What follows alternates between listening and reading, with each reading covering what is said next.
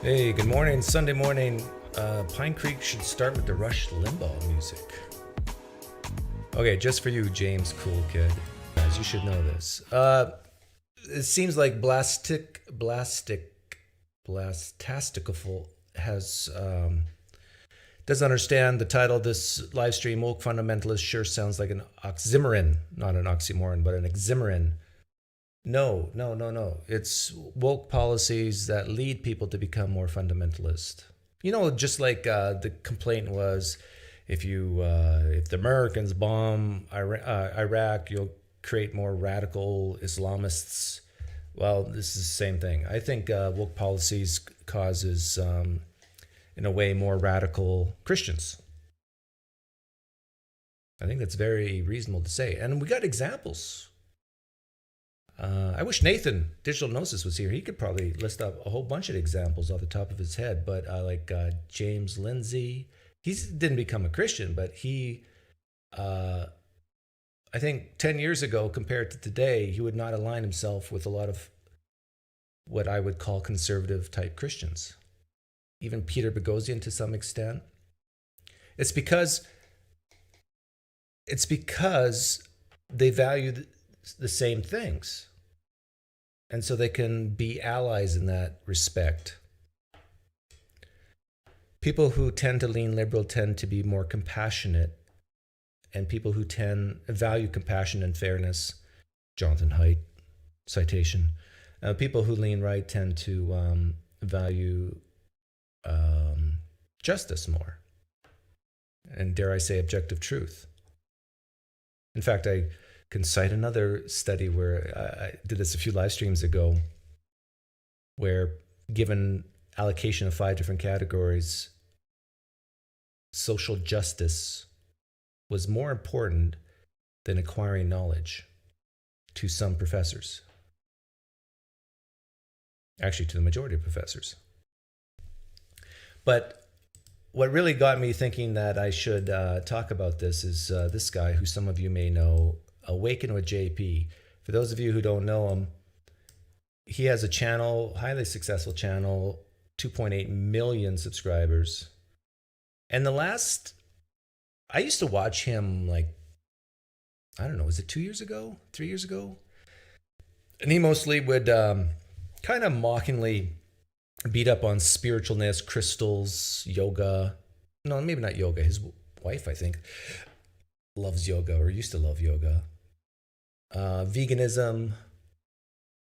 But in the last year or so, he's really gone to mocking transgenders in sports, transgender women in sports.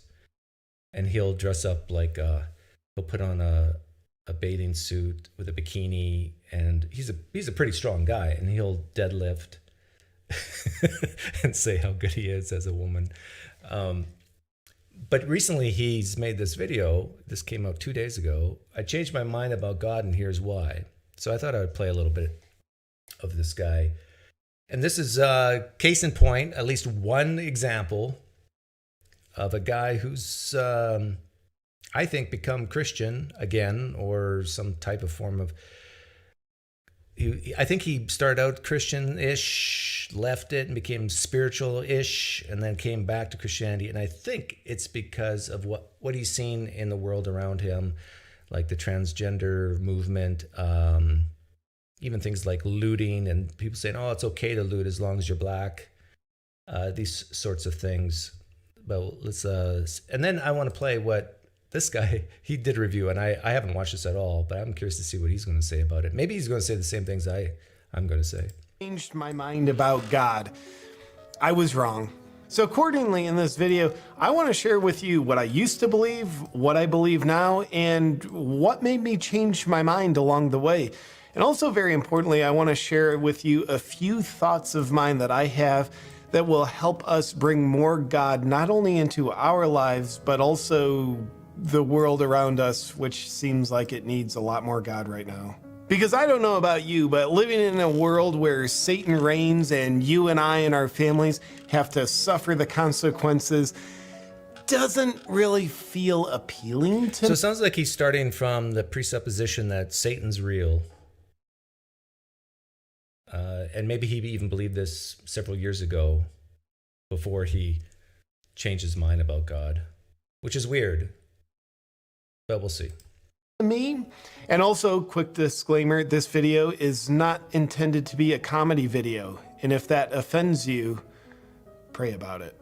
So what I used to think about God that I now say, yeah, I was wrong about, I used to have a lot of judgment about religion and Christianity, thinking like, it's not bad, but it's like, dude, that's so outdated and like, get with it. Why are you religious when you could be spiritual? And along with that, I became very inundated in the spiritual movement. So like spirituality, not religion, like the evolved thinkers are spiritual. Which, to be honest, makes me throw up a little. This whole, I'm spiritual but not religious. That's always repulsed me. Not religious. They're also evolved enough to always have to tell you that they're spiritual, not religious.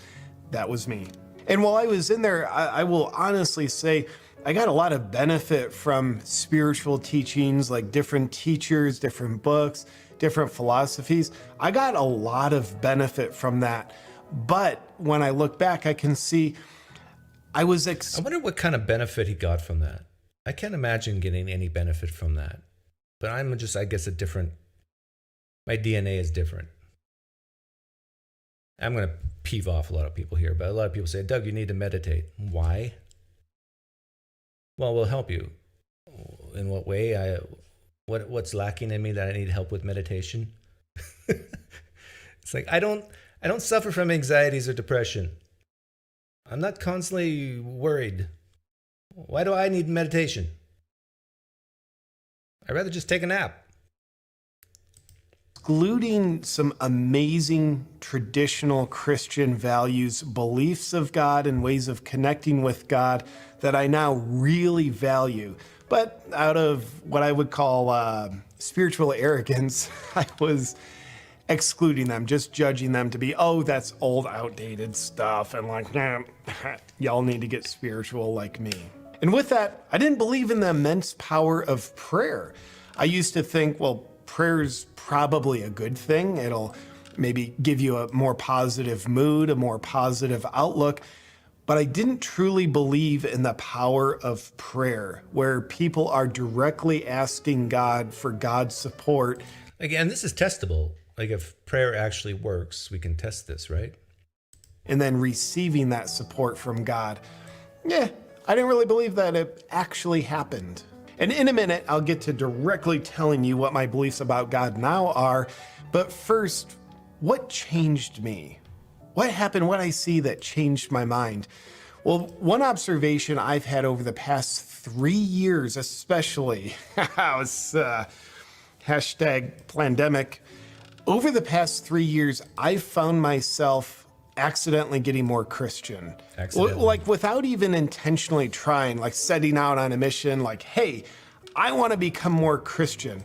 It's just been effortlessly happening for me. Now, I don't think I'm unique there because I've seen a lot of people and I've heard a lot of people telling me similar stories. So I asked the question, why are people getting more Christian without even trying? Here's what I believe to be true about that. The presence of evil and Satan that evil emanates from has never been more obvious. Yeah, to me, this is a stupid comment. Never been more obvious than today is what he's saying. Evil around the world. I mean, really? Are you sure about that? You can't think of more evil times in history than today? JP, come on, be honest with yourself.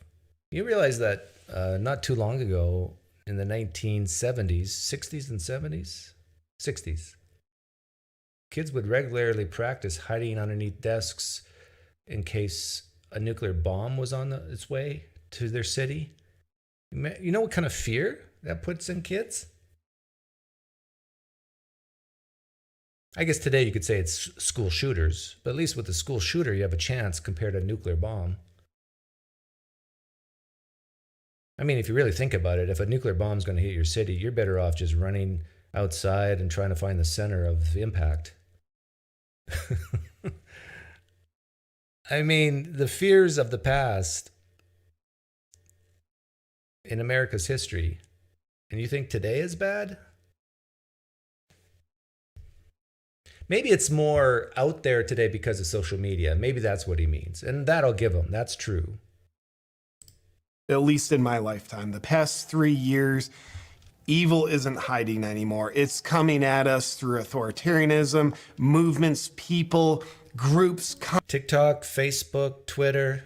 Companies, governments, trying to invade our minds, invade our God-given free will. So as that's become more obvious, I think there's a natural polarity that happens.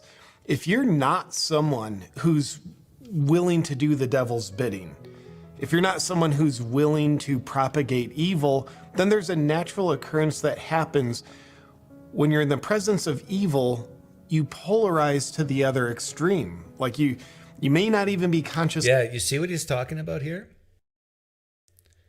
My guess is he views a lot of things he's seen in the world today as evil, like the transgender in sports, people not knowing what gender they are, or they're all genders or no genders or binary or whatever, non-binary.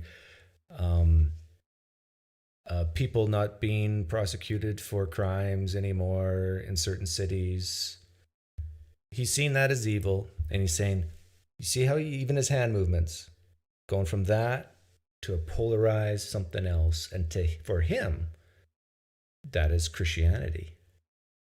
You see what I'm saying about how some woke ideas can create Christians, and more specifically fundamentalist type Christians? Aware of it, but the presence of evil makes you lean away. And then, therefore, what direction are you leaning towards? That would be the direction of God, certainly the opposite of evil, the opposite of Satan. So I think that's debatable, right? The opposite of evil is God. Well, I guess you can say that by definition, but I would propose, how do you know what's evil and what's good? Because you have to know the mind of God, whether or not he sanctioned it. Like JP would not have a chance. I mean, he would not have a chance if he was here right now to talk to me about God. Well, he would definitely have to reject the Bible. And then I would have to ask him, at least parts of the Bible, then I would have to ask him, well, who is God? Describe him to me. And how do you know this? How do you know what you think is evil is actually good, that God has sanctioned, and what is good is maybe of the devil? Maybe you got it completely flip-flopped. seeing the presence of evil. That's why I've just accidentally been getting more Christian, why so many other people are.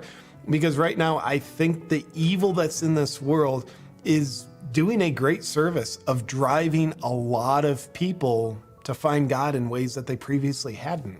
And also specifically, we could say, hey, there is an attempt to bring communism all over the world, certainly in the United States. We don't call it that, but it is that. And it's happening all over. Yeah, for some reason, I'm not fearful of communism. I don't think it's ever going to make a comeback. Sorry for all you communists out there.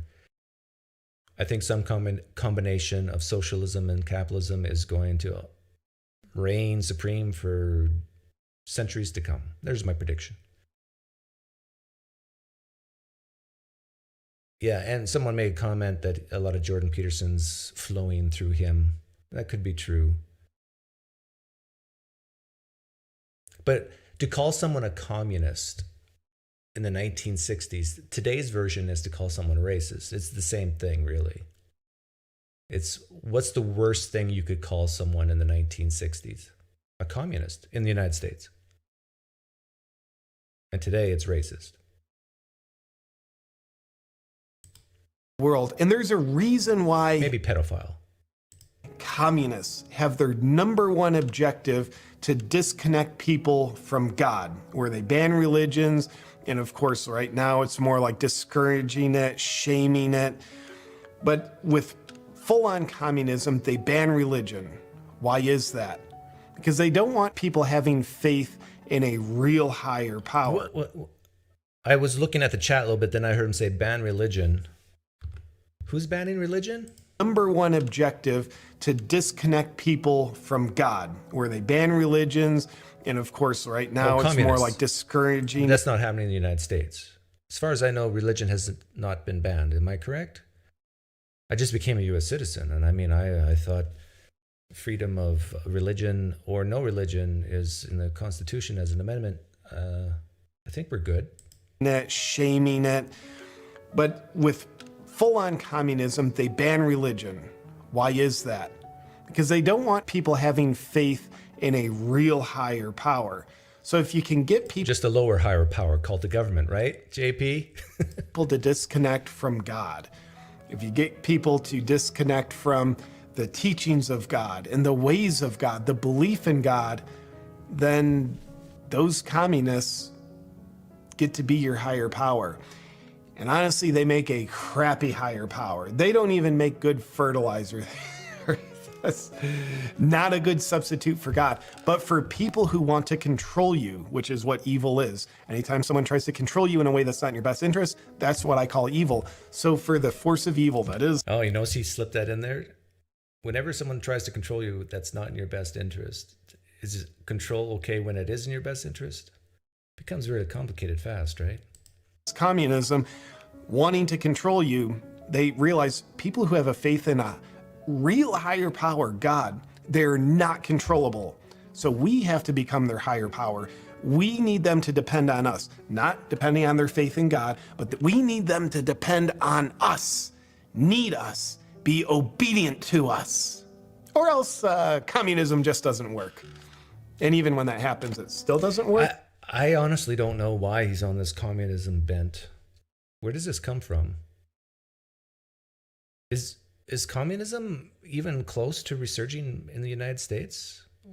Why is it? Can someone help me? I honestly haven't watched a lot of JP, but can someone in the live stream tell me their guess why he's talking about communism so much? But nonetheless. Now, there's a lot I don't know, but one thing No, it's not a right-wing talking point. I mean, I bet you could interview every Republican in Congress, and they're not going to tell you they're scared of communism.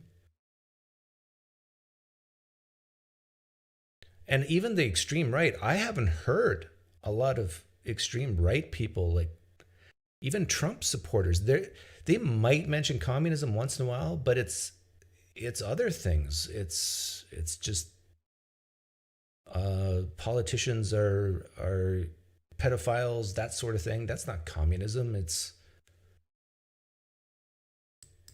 do know is when you have faith in God, you are not controllable.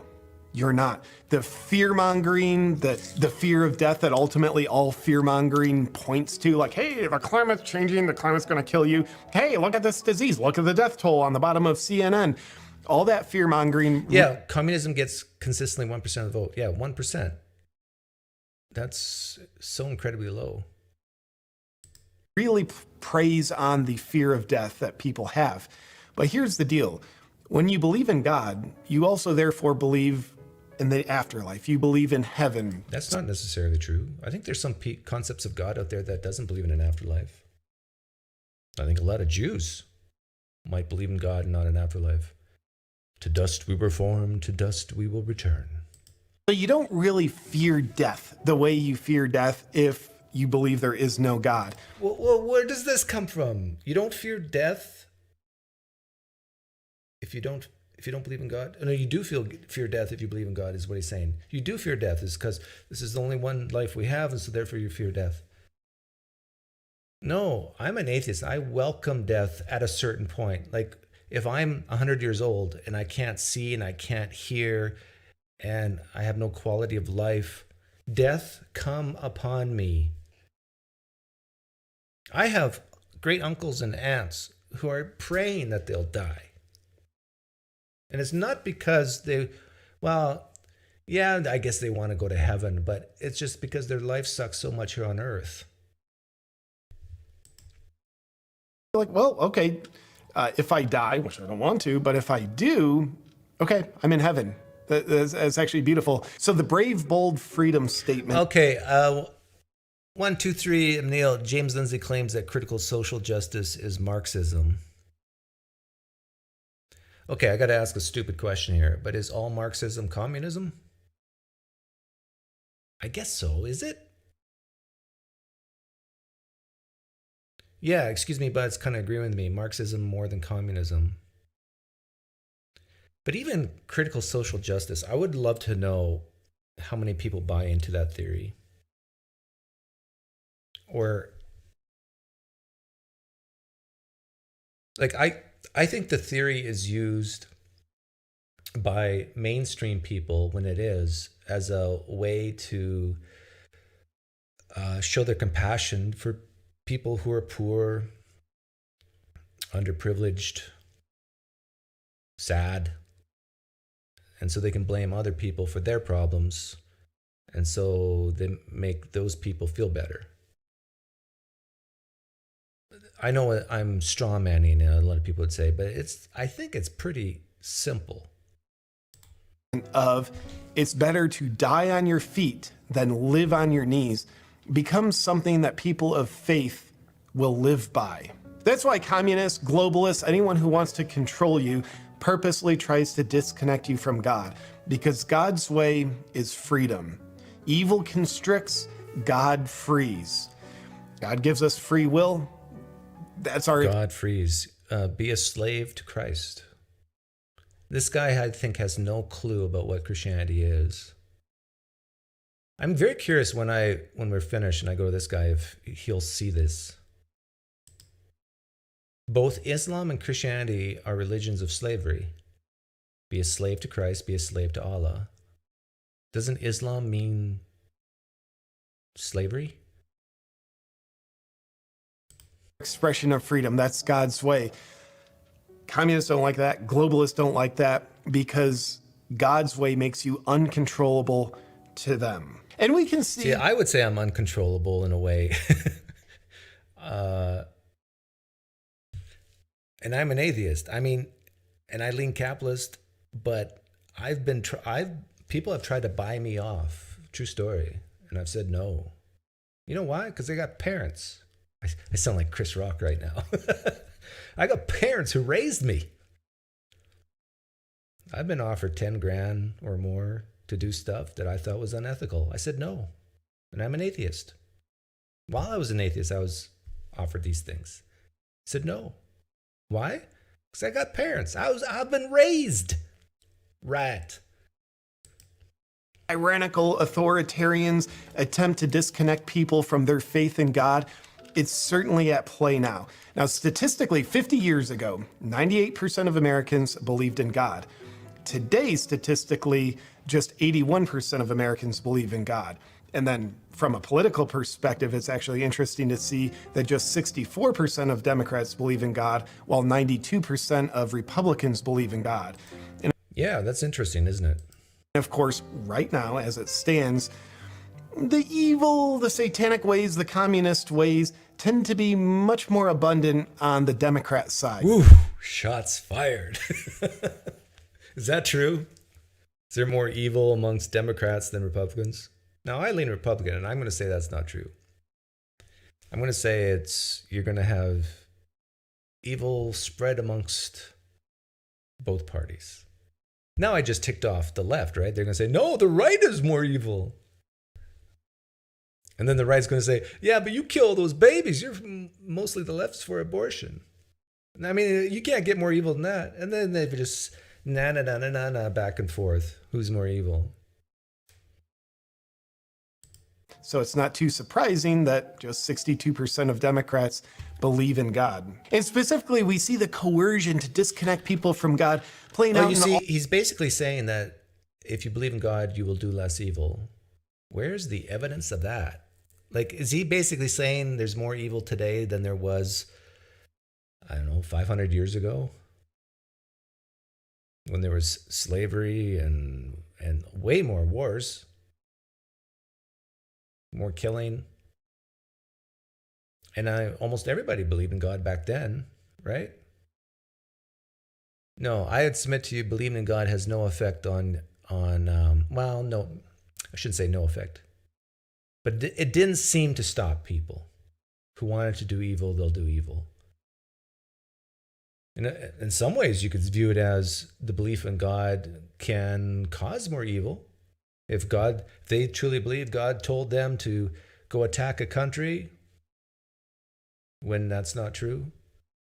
Or that you can rape a woman and ask for forgiveness later and still go to heaven. Maybe makes them more likely to do it. All kinds of propaganda, the gender ideology propaganda, where they're attempting to get people to believe that God made mistakes, which is a fascinating way to basically get people to not believe in God, because if you believe in God, you probably believe God doesn't make too many mistakes. Like, hey, look at this junk between my legs. I'm the wrong gender. So they try to teach us your mind, what you want. You are right, God's wrong. God made a mistake. Dude, you're totally right about you should. Yeah, I wish JP would come on a show like mine, because I would ask him, well, if God doesn't make mistakes and he made this world the way it is, knowing exactly what would happen with this evil in it, and he doesn't want evil, isn't that a mistake that he created anything? In fact, doesn't it say in the Old Testament that the Lord repented of what he had done when he looked down upon the earth in the days of Noah?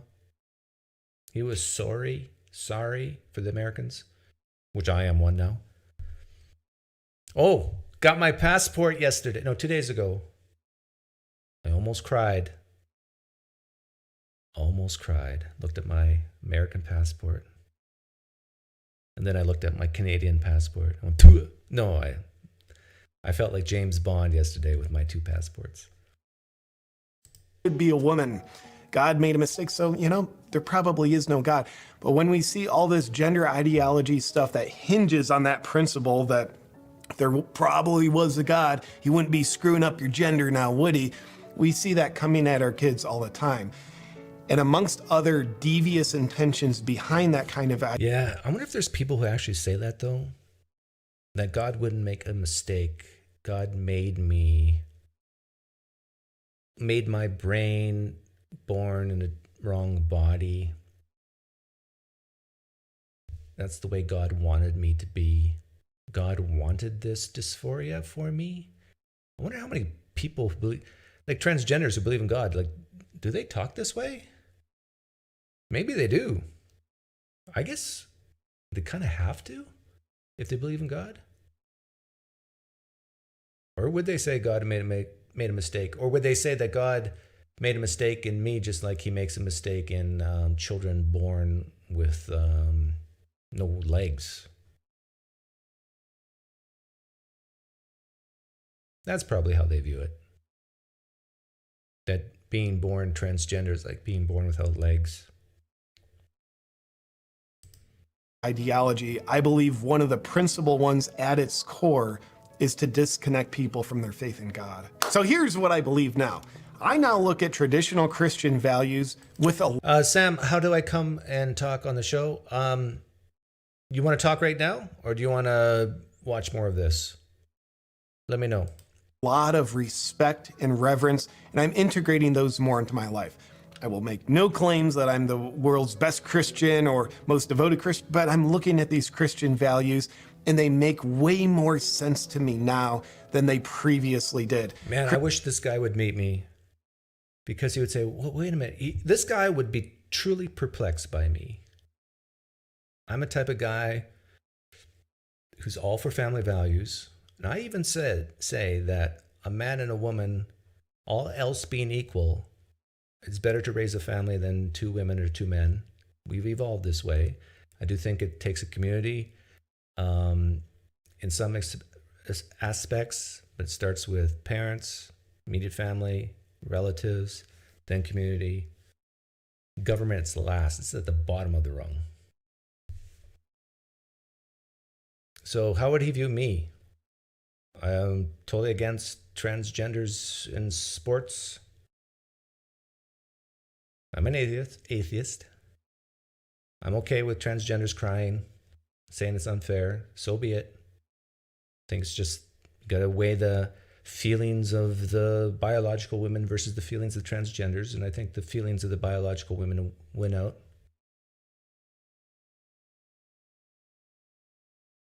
I'm all for justice. I'm all for, hey, if you loot, I don't care if you're African American or not, you should go to jail. I'm okay with judging people and saying, hey, you made a mistake by having kids. You probably shouldn't have had kids. It's your problem, your choice that you've done this. Well, it's everybody's problem now. You've kind of forced it upon society. But hey, look in the mirror and say, I screwed up. If JP ever listens to this, he'll go, whoa, whoa, whoa. How can this guy say these things with, and he doesn't believe in God? I thought only God believers could talk like this. No, it's because I've been raised. I've had 2 stable parents. Actually, let me give some advice. I said this to my wife the other day. Because my son is going to public school right now. And he's managed to avoid all this, what I'll just call woke propaganda. And this is what I told him as he entered high school. And here's some advice that if parents are listening out here, how you can avoid some of the problems. What you do is you tell your children before they go into high school, or even in junior high, I guess, you make predictions and you tell them what to watch out for. You tell them what to watch out for, and then when it unfolds, they're going to remember what daddy said and say, So this is what I told my son before he went to school. I said, you're going to find people, kids in your class, who are one way, and then all of a sudden they're going to change. For example, they're going to say they're a boy, and then they're going to become a girl, and then you're going to see a ton of attention being placed on them. They're going to get a lot of affirmation and adulation, and some teasing as well, but they're going to get a lot of support. And then you're also going to notice that this is going to happen more so in the arts, in drama, than in sports. Then you're going to notice that this is going to happen more so with kids that have only one parent, recently divorced. By the way, my son is in both drama and basketball, so he's well-rounded. He sees kids in drama, in high school theater, and he sees them in sports. And he's come back to me and said, Dad, you were exactly right with your predictions.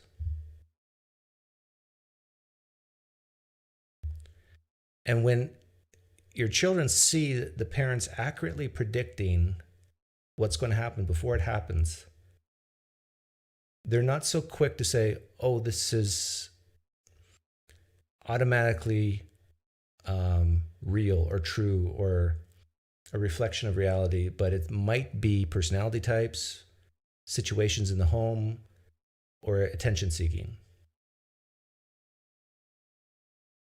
There's going to be a lot of liberals, a lot of people on the left who are going to hate with a passion what I just said.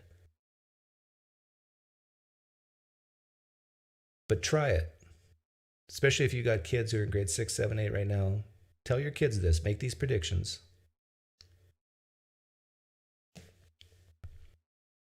Christian values around faith in God. Christian values around family. And before, like, excuse me, but says the first kid I knew was a child pastor. Let me say, children of pastors are the most screwed up, and you would expect this to happen. But of course, there's always exceptions, and I'm not saying that the mental disorder of dysphoria is not real and that it's a real disorder. But I'm saying, so there's always exceptions. First. And I now believe that the power of prayer is the most important thing you and I can do. I believe prayer is powerful. I believe prayer brings about change. I believe prayer brings God into a place where God is needed, where God has been absent of, where the evil. And I believe prayer does absolutely nothing other than make a person might feel good. Now, how do we figure out his beliefs and my beliefs, which one is more accurate portrayal of reality? How do we figure this out? How do we test this? Actually, I think they have done tests on this, right? on cancer patients, and there's been no significant difference when the patient doesn't even know that they're being prayed for. When the patient knows they are being prayed for, it gives them some type of encouragement, some probably endorphin release. And I think then it does make a marginal difference. At least they might live a little bit longer. I see those predictions backfiring. It reminds me of when people make predictions about people that leave the church. It's not representative of the reasons why people say they are trans. It's not representative of the reasons why people say they're trans. Well, people say they're trans because they say they got, usually, that they have a dysphoria, right? That's what they say.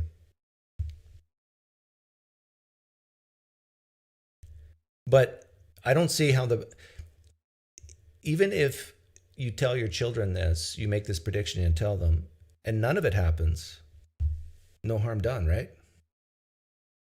Like, it's not gonna. But when they see the prediction being fulfilled in the way you say it's going to be fulfilled, in fact, I would love to know, and I haven't seen any studies on this, but has anybody seen studies on this? What percentage of transgenders come from a broken home? Or a home that's been divorced?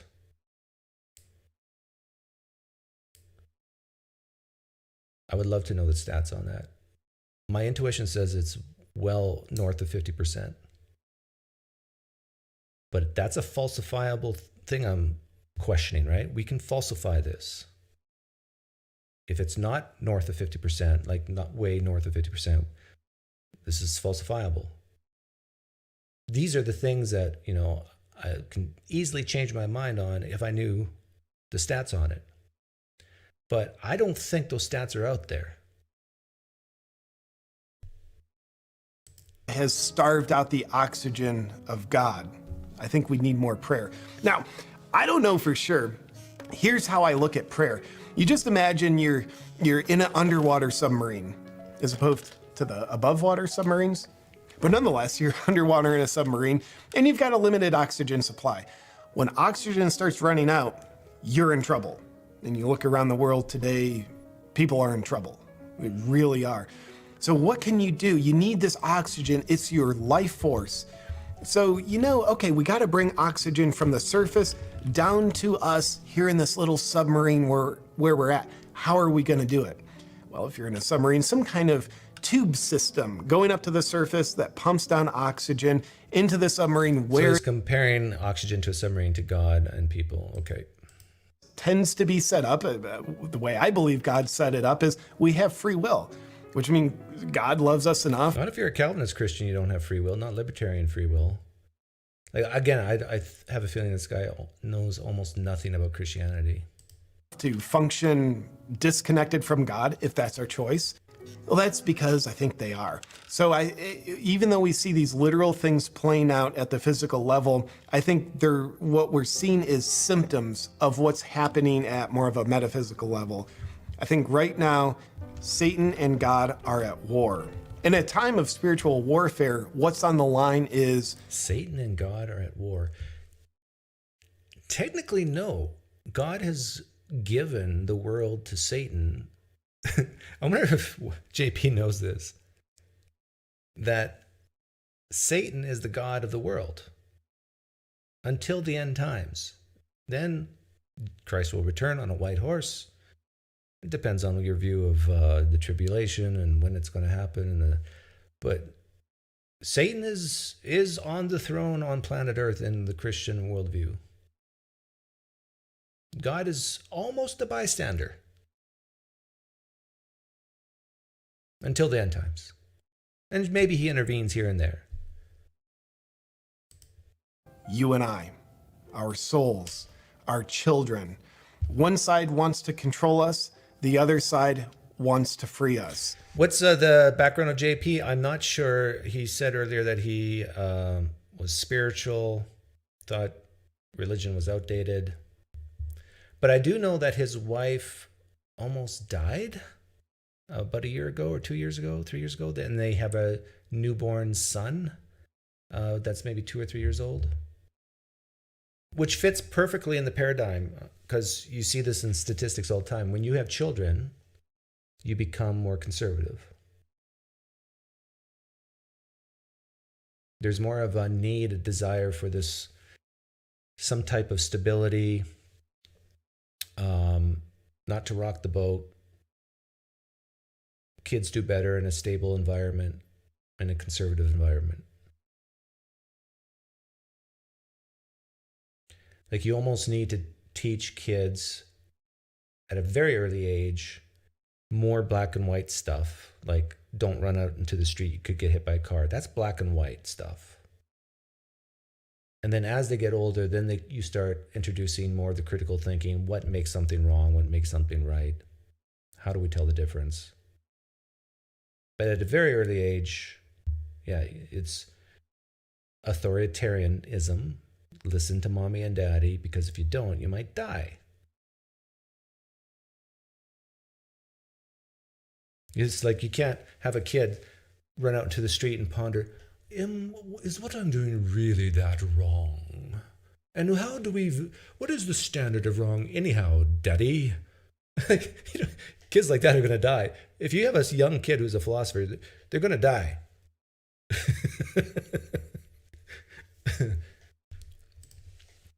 I think what we do in our day-to-day lives, our actions, our thoughts, our words, is determining which side of the spiritual warfare we're fighting on. Oh, side note, I want to be honest about this. I used to have shame about saying the word God. You know, back when I thought, like, dude, I'm spiritual, I'm so cool, but not religious. I used to have shame about using the word God, and instead I'd say, oh, the universe, or the all-knowing. I'd just create different names, but I actually just meant God. So I'm delighted to say now I have not only no shame about saying God, but I actually have joy. Part of me thinks, and this is the cynic in me, part of me thinks that he's a big YouTube creator, and he's creating this content now to get more of the Christian money. Like, later on, he's going to, at the very end, sell this shirt. Like, a lot of Christians are going to buy this shirt. He's going to make thousands and thousands of dollars from this video, from this shirt, because it's easy. Christians will say, I want more Christians in the United States. JP is helping with that. I'm going to buy a shirt. Insane God. God. Yeah, that felt pretty good. And then before I share a little perspective on what I think you and I can do to bring more God into our lives and the world around us, I want to do a quick disclaimer, because it's something that tripped me up and gave me a negative view about Christianity and God itself. I would look at all the scandals that have happened in the name of religion. I mean, so many wars have been fought based on religion, based on God. There's been so many corrupt scandals. I mean, so many church scandals where it's all about the money. And then, of course, sexual abuse scandals in the Catholic Church. So I would kind of throw the baby out with the bathwater, like, oh, dude, that dirty bathwater. Yeah, if that's what Christianity is, screw that. If that's what God is. I can't please everybody, empty tomb. Some people say, what does this have to do with politics? I could have very easily put this on my other channel as well and had a lot more viewers. But I don't know. I like it when it's small. Screw that. Now I have a much more mature look where I do believe evil goes wherever it can. The devil masquerades as an angel of disguise. So if the devil wants to control people, then a good way for the devil to do that is to find people where they're trying to find God. So I think we certainly need good discernment, and just because something claims to be of God, or a church or a person claims to be of God, I think we need discernment, because the devil masquerades as an angel of light. But wait a minute. Earlier he said that all the evil in this world is because of the devil. It's emanating from the devil, but yet the devil masquerades as an angel of light. It's pretty hard to masquerade as an angel of goodness and be emanating evil at the same time. Which is it? Now, what I think is a more mature view, I will discern evil from churches, discern evil from God. So I don't have to throw the God baby out with the bathwater, but rather just throw the bathwater out and keep the God, which seems to be much more empowering. So here are 4 things that I think you and I can do to bring more God into the world. One is to very intentionally have faith in God. It's hard to allow yourself to be supported by Intentionally have faith in God. How does one intentionally have faith in God if you don't believe God exists? Or let's say there's Muslims listening to him right now. He's not talking about the Muslim God. Is he asking Muslims to intentionally have faith in Jesus? They don't believe Jesus is God, JP. So how do you do that? You got to first convince them that, I don't know, the Quran is false and the Bible's true. I mean, there's a lot of steps to come in first before that. God if you don't believe in God, if you don't actively think about it. But having faith that there is a God, God has our backs, God has a plan, and our job is to be... He said that there is a God. ...of best service to that plan as possible. So having faith. And then listen. It's one thing to have faith, then it's another thing to listen to God. Because I don't know about you, I've got noise in my mind all the time. I've got my own thoughts, I've got my own ego. Then of course there's all the outside noise coming in. So to be guided by God, I think we need to become very good listeners. What is God's path for me?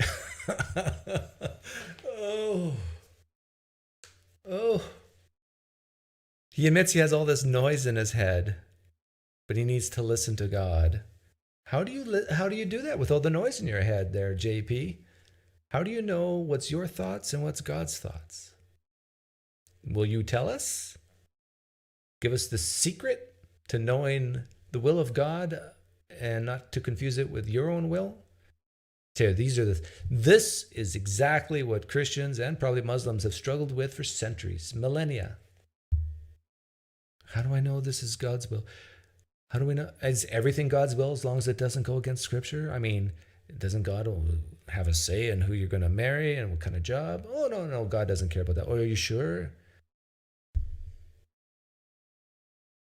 I mean, any Christian who can tell me that they have a foolproof method of determining what God actually wants for their life, their will, and they know that this is not their own thoughts, and even their own scriptures apply to them specifically. Like, you can sure say the general stuff. Well, God doesn't want me to murder anyone, so that's his will for my life. Well, even that you can say, are you sure? God has commanded people to kill other people, so therefore it's not murder anymore, it's justified killing.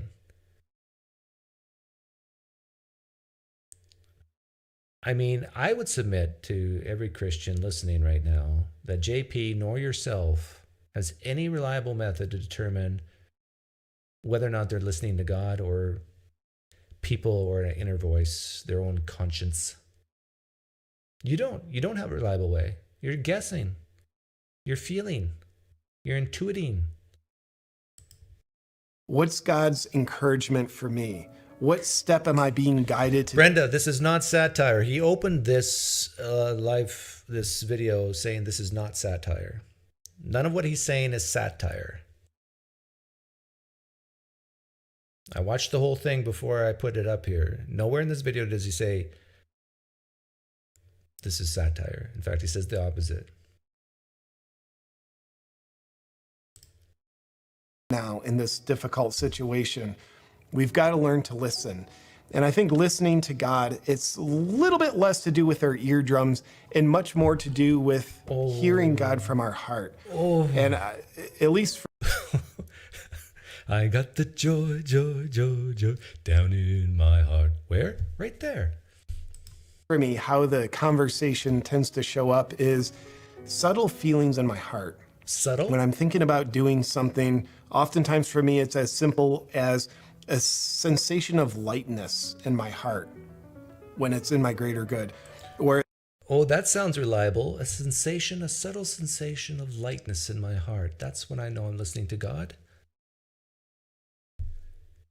It might be a choice where like, dude, that makes logical sense for me to do, but my heart will have a sense of heaviness to it. It's very subtle and it's very It's very subtle. This lightness and heaviness, it's very subtle. But we can listen to God. easy for it to be there, but for me not to notice. That's why I find it essential to calm my mind and listen to the sensations of my heart, because I do believe that's how God communicates with us. Oh, JP, I wish you were here right now. I would ask you questions like the Muslim, the Mormon, the Hindu listening to their heart. And they're saying that Christianity is false. Actually, he might say, okay, that's fine. I'm okay if they say Christianity is false. It's all about God, right? Then he's back to basically spiritualness, where he came from.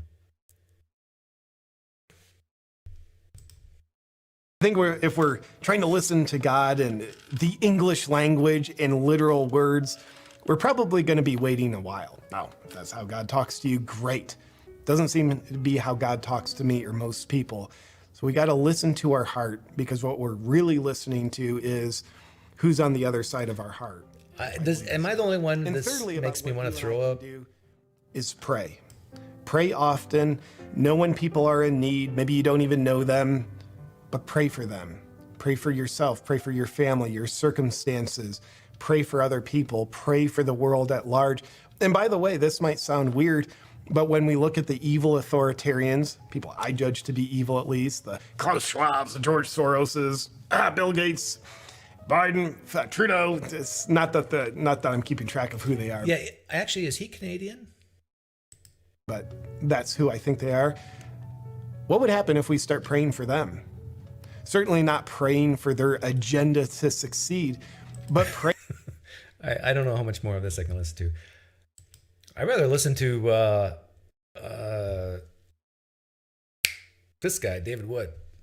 I have a feeling, okay, I honestly, hand to the Bible, have not listened to this. But I'm going to predict he's going to share some of the same sentiments I just said about this guy, JP, as a Christian listening. I don't think it's going to be isn't this great? He's become a Christian now. I predict, it's only 13 minutes long. I predict he's going to say some of the same things that you can't base listening to God on the feelings of your heart. We'll see if I'm right. J.P. Sears, the most spiritual man on the planet, has officially changed his mind about God and Christianity. If you're not familiar with J.P., he runs the YouTube channel Awaken with J.P. I first saw him years ago in one of his ultra-spiritual life videos where he plays a parody of a spiritual wellness guru. I'm J.P. Sears. I'm ultra spiritual, and I'm going to teach you how to be ultra spiritual today. The reason why I like to do yoga photo shoots is it's probably the most effective way for me to bring love and light he does make fun of yoga, even though his wife loves it. into the world. Have you accepted organic food into your life? What? I've been having life-changing results since I learned how to get offended. I love using essential oils as alternative remedies for common ailments like... See, what's interesting, there's a lot of atheists who actually probably like him mocking things like essential oils and maybe even yoga. colds and the flu, instead of using remedies that actually work. Back then, I couldn't tell what he really believed because he was playing a character. But it turns out that JP was, or maybe still is, a wellness guru, a spiritual life coach.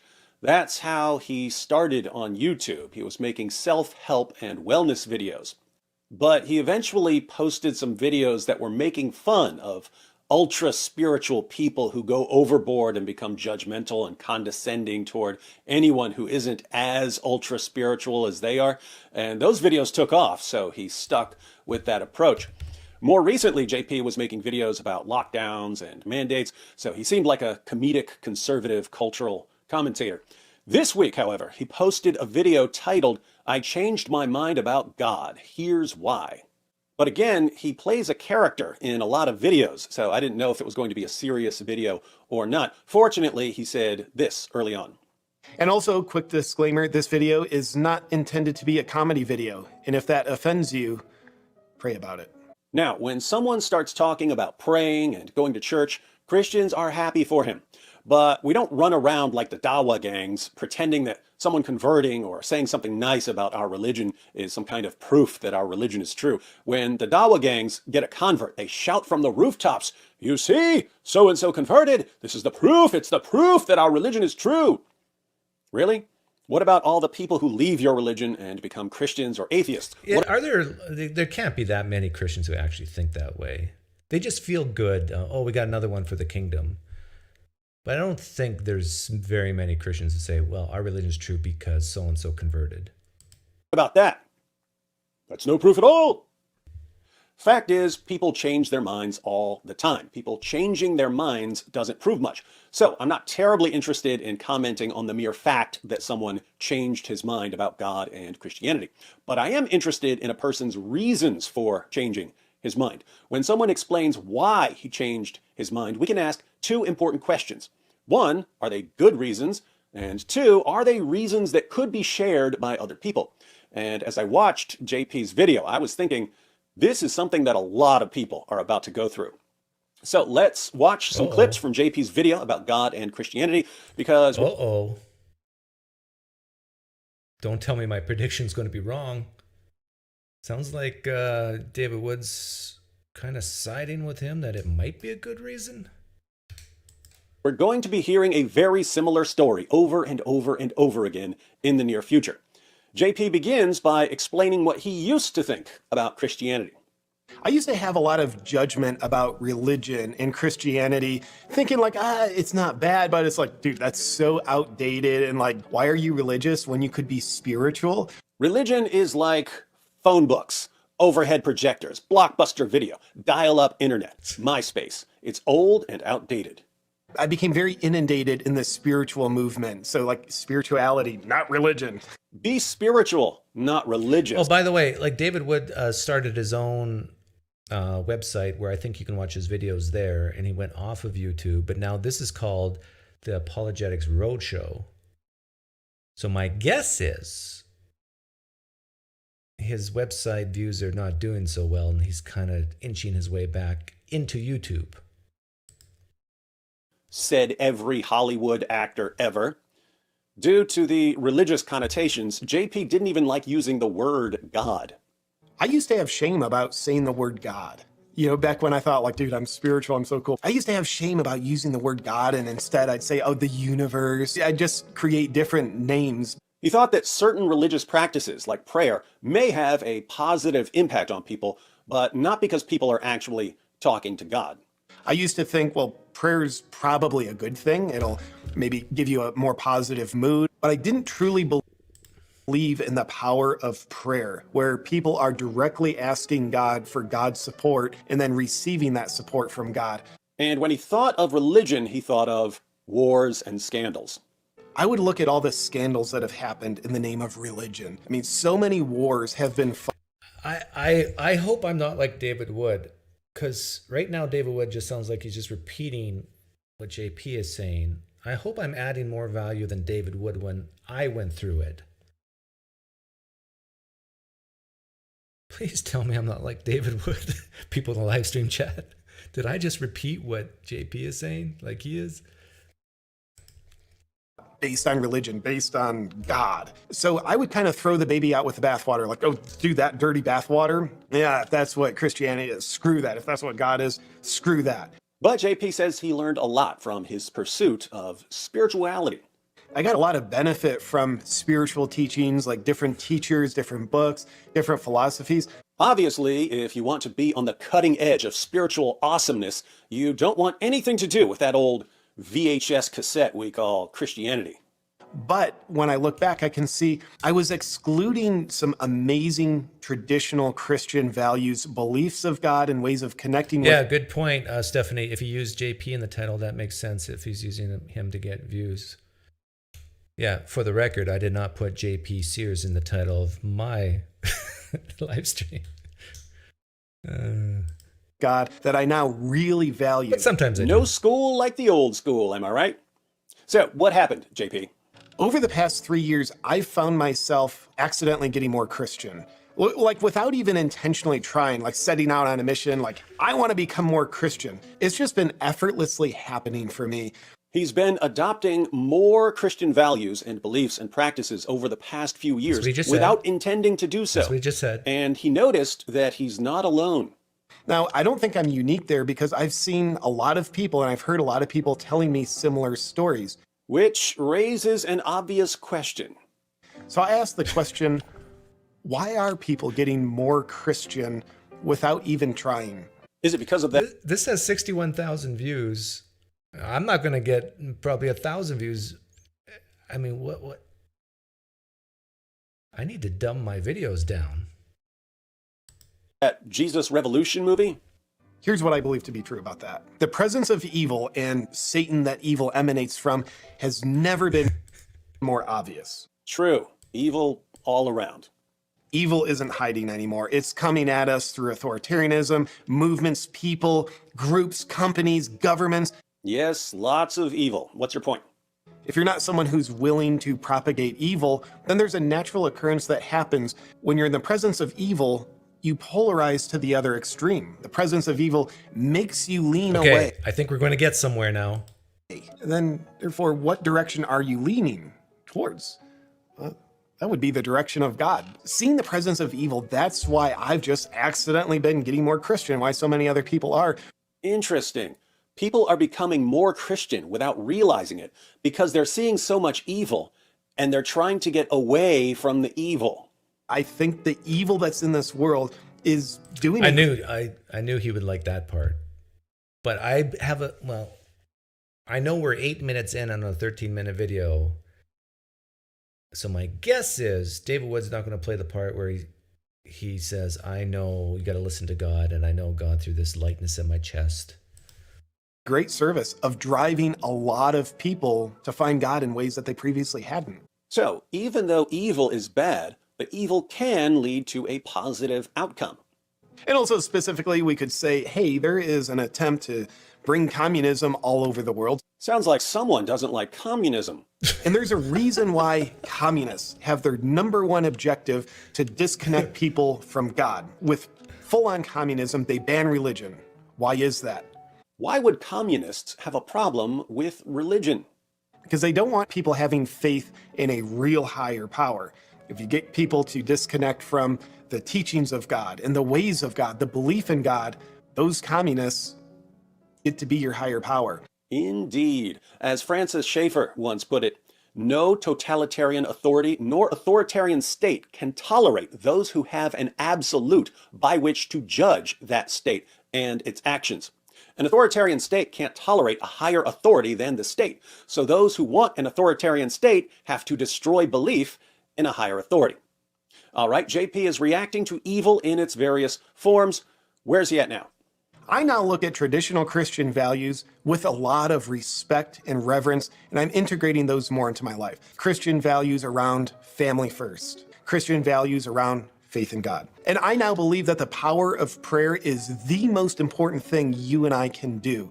I will make no claims that I'm the world's best Christian or most devoted Christian, but I'm looking at these Christian values and they make way more sense to me now than they previously did. What about your problem saying the word God, JP? So I'm delighted to say now I have not only no shame about saying God, but I actually have joy in saying God. You know, a Muslim could say the exact same thing. And you know what David Wood thinks of Muslims? Muslims see evil in the world. They have different opinions of what evil is. And they want Allah to be more direct in the laws of the land to help fight against this evil called Sharia law. God. And what about your view of church scandals and such? Now I have a much more mature look where I do believe evil goes wherever it can. The devil masquerades as an angel of light. So if the devil wants to control people, a good way for the devil to do that is to find people where they're trying to find God. I think we need discernment. I will discern evil from churches, discern evil from God. That's a start. And get this, right now, I think we're at a time of spiritual warfare. You think? We look at what's going on in the world, conflict between different nations, division all over the place. We want You know, I got to give David Wood this. I'm actually laughing more than I think people are laughing at mine.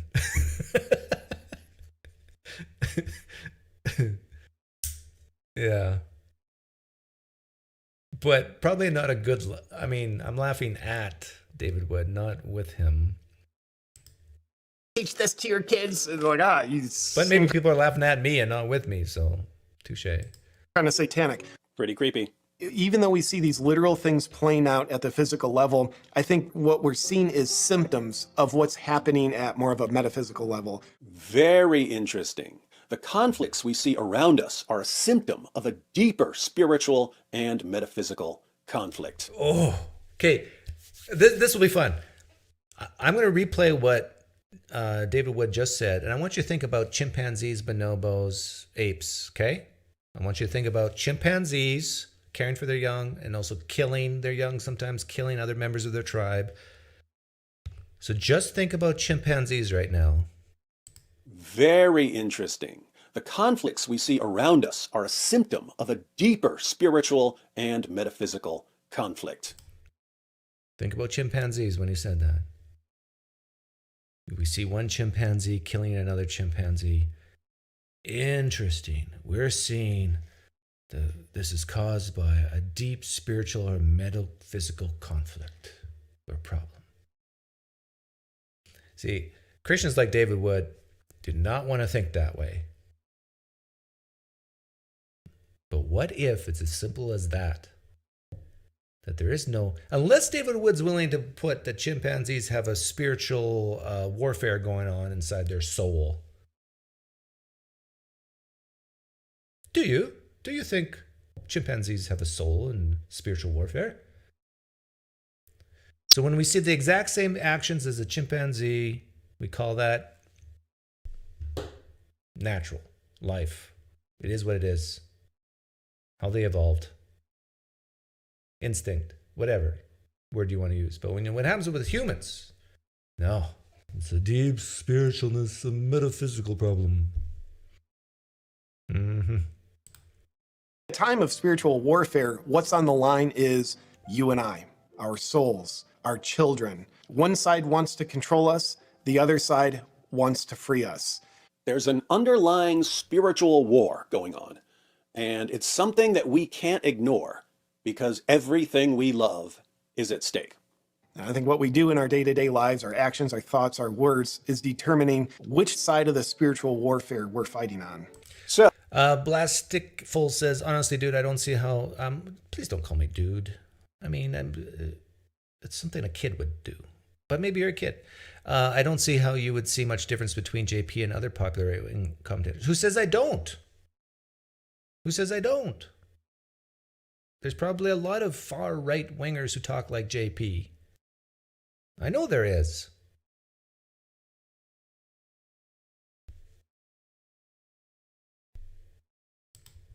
there's a spiritual war. Everything is on the line. We're all already involved because everything we do is supporting one side or the other. So we need to make sure we're on the right side.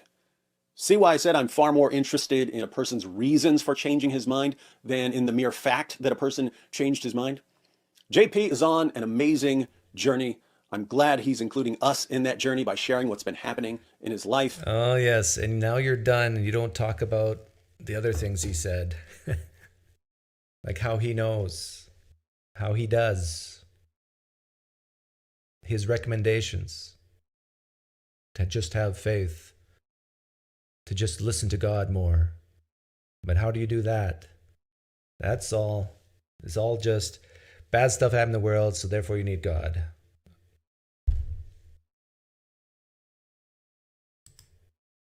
Like to watch his full discussion about God and Christianity. His video is about 25 minutes long. The link is in the description box. Yeah, ditto for me. It's in the description box for both this video and the other one. I don't know.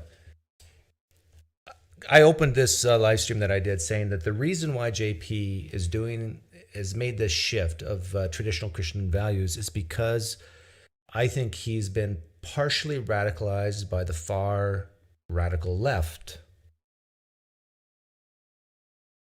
I think he's been radicalized by the far left.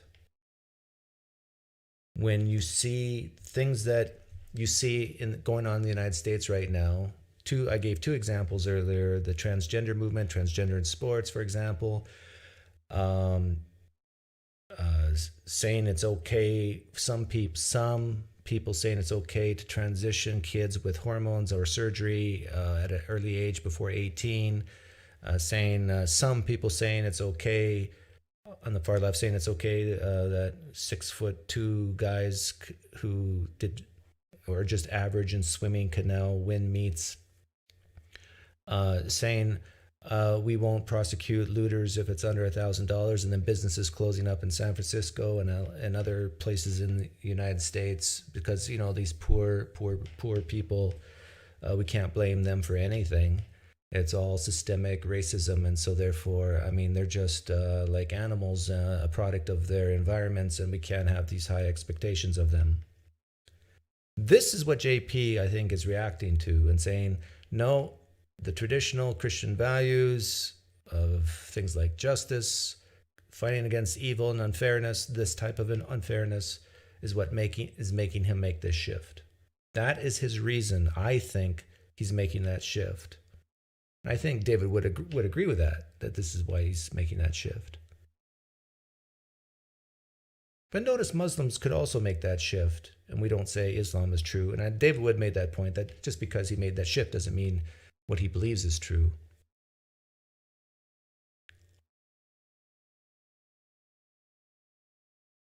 Anyhow, I'll open up the room. I was thinking the other day that on my other channel especially, but maybe even on this channel, that I would allow people to gang up on me to get more people to feel okay to come on. I was thinking like maybe getting 3 or 4 Christians at one time to talk to me. Because it seems like if it's just one-on-one, they shy away.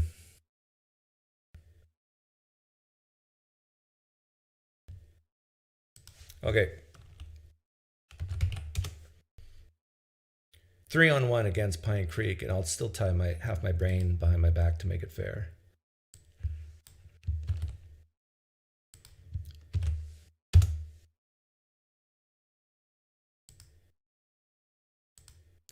I guess we can talk about anything. I know Sam wanted to talk about healthcare. But I don't know. To me, that's kind of boring.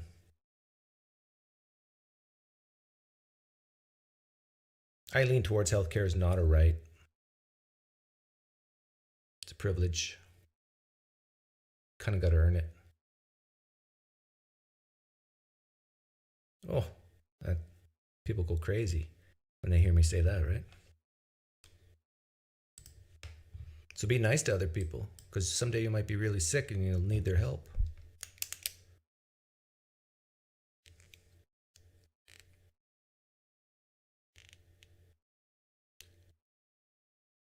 I want to go woke. What does that mean?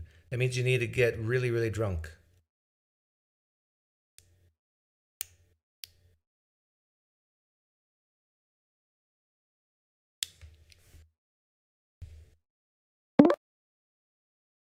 John. Hey, can you hear me well? Yeah, I can hear you, John. Okay, yeah. So I wanted to discuss 2 things with you. I wanted to discuss, first off, healthcare. So I want to make a case for a reform of the American healthcare system. Are you are you Sam in the chat? Yeah. Okay, so you go by Sam and John. Just call me whatever. Okay. What do you want to talk about healthcare? Well, first off, I'd like to say that in America, America pays more per percentage of GDP than any other country. It pays 17% of its GDP for healthcare. Second, America is basically the only Western country where not every single person has the right to healthcare. Almost every other Western country, everyone has the right to healthcare. Second, the people who do get healthcare in the United States, they get about the same healthcare as other countries do. They have to pay extraordinary amounts. Like you gotta get your appendix removed, $7,000. So I just don't see a reason for why the healthcare system is the American healthcare system is like that. But if you want to present it, Okay, so your question is, why is the American healthcare system like that? yeah, I think it's because of America's history. It's because America's a fairly young country compared to those other Western nations that you were referring to. It's only like 300 years old or so, and other countries are up to 1,000 years old. And so, and then if you look at America's history, it's one of kind of like the Wild West, where people took huge chances to get on boats, sail across the Atlantic to come to the United States, and then have to fight to survive. They didn't have any type of stability beforehand. And so it's more that capitalistic Wild West attitude of sort of pull yourself up by the bootstraps mentality. but that's where I think that it can be criticized because I guess it's America. Like I'm Canadian, because you have the flag behind me. Yep. I guess America is it's a belief, individual rights, typically the Republicans. I just think that like here's the thing where I disagree with conservatism, American conservatism. It says that look, we need to criticize the government and we just have a small government because they're going to wrong us or they're going to wrong the people. But if a corporation does the same thing, I think the government should step in there. I think that's where I disagree fundamentally, and that's why I just don't see like if you look at some of the arguments like Ted Cruz, as Republican senators with healthcare, like they want to privatize it totally. It just means people are going to have to pay tons for healthcare. I just don't see, why. Well, John, I mean, if John, I've lived in Canada for 26 years of my life, and I've lived in the United States for 26 years of my life. And I can tell you, healthcare, if you look at the entire thing, is cheaper for me than in Canada. cheaper as in like you pay, like what do you mean? Out of pocket, my own is cheaper. I've done the math. I'm a finance guy. And I've had a lot of surgeries in my family too. So I'm not like my wife had two C-sections, in vitro fertilizations. I've had knee surgery. And it's still cheaper for me personally to live in the United States with the healthcare system than in Canada. And you know why? What? Because I make a lot of money. And because I make a lot of money, the incremental tax rate in Canada would be bigger. I'd pay more money in taxes than what I have paid in healthcare here in the United States. So for me personally, the United States healthcare system is cheaper. Yeah, okay. And I guess I should, I mean, I haven't lived in America, so I guess I don't know the particulars, details, but that is true. But I'm talking about, let's say a family, they have a health plan from their employer. Their employer pays a bit, they pay a bit.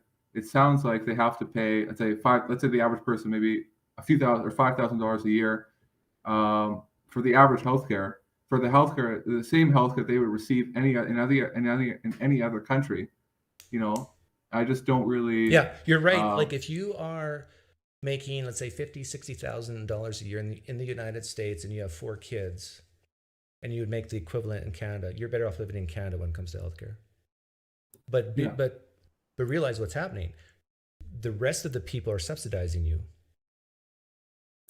Well, but we subsidize the school system, Yes. like public roads, Right? So Yeah, I agree. I agree, but it is important for people to remember that when you can't afford your own healthcare, someone else is paying it. I think that's where there's some sort of a community role Right. of any government. I think that people should step in to protect other people. I agree. People should step in too to help other people. And I agree with the first few comments you made that the healthcare system is very expensive in the United States. And part of that is because of supply and demand. Well, all of it's because of supply and demand. And there's probably some regulations that could be either removed or new ones put on to help that. And that gets into the specifics that I'm not that knowledgeable on.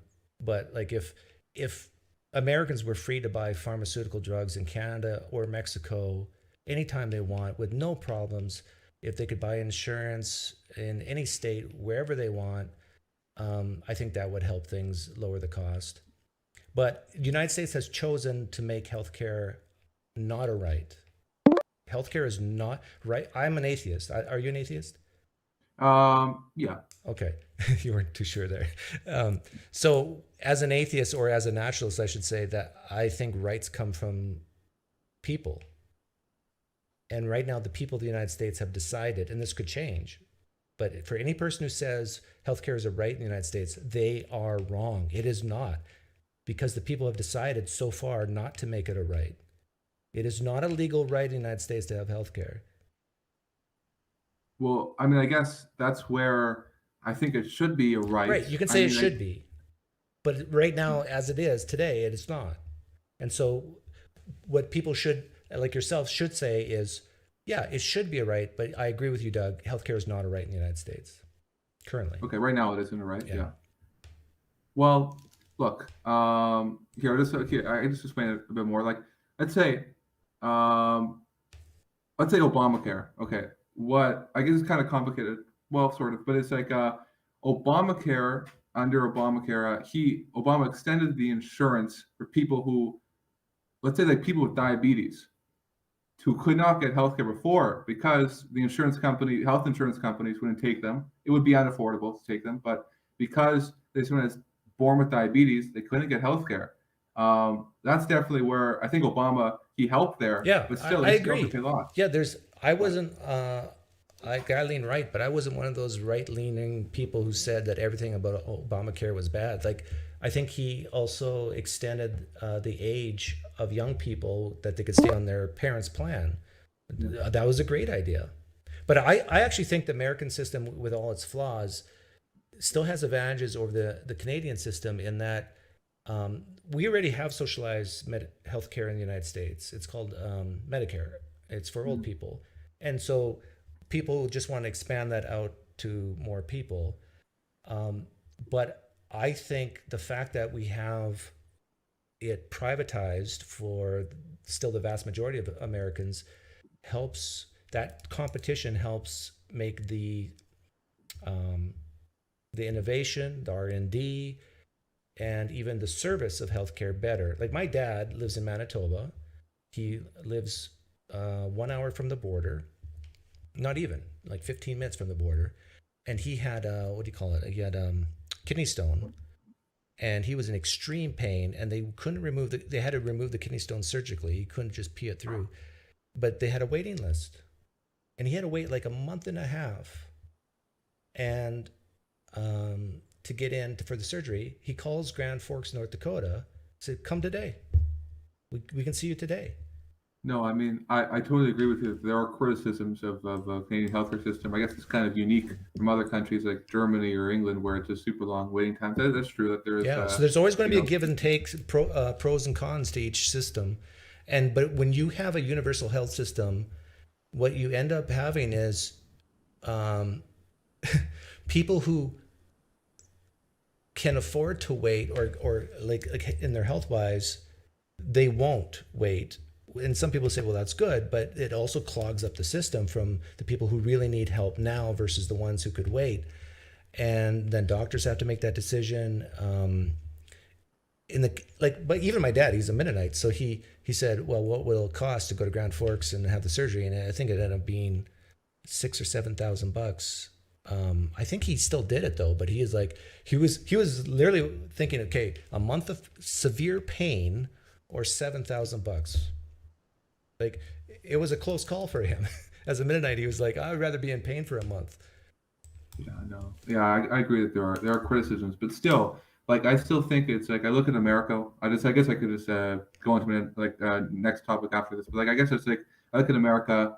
I see that, let's say 30 million people still, if they let's say they want to have surgery because they get into a big accident, they're now in debt, like $200,000. They have a heart attack.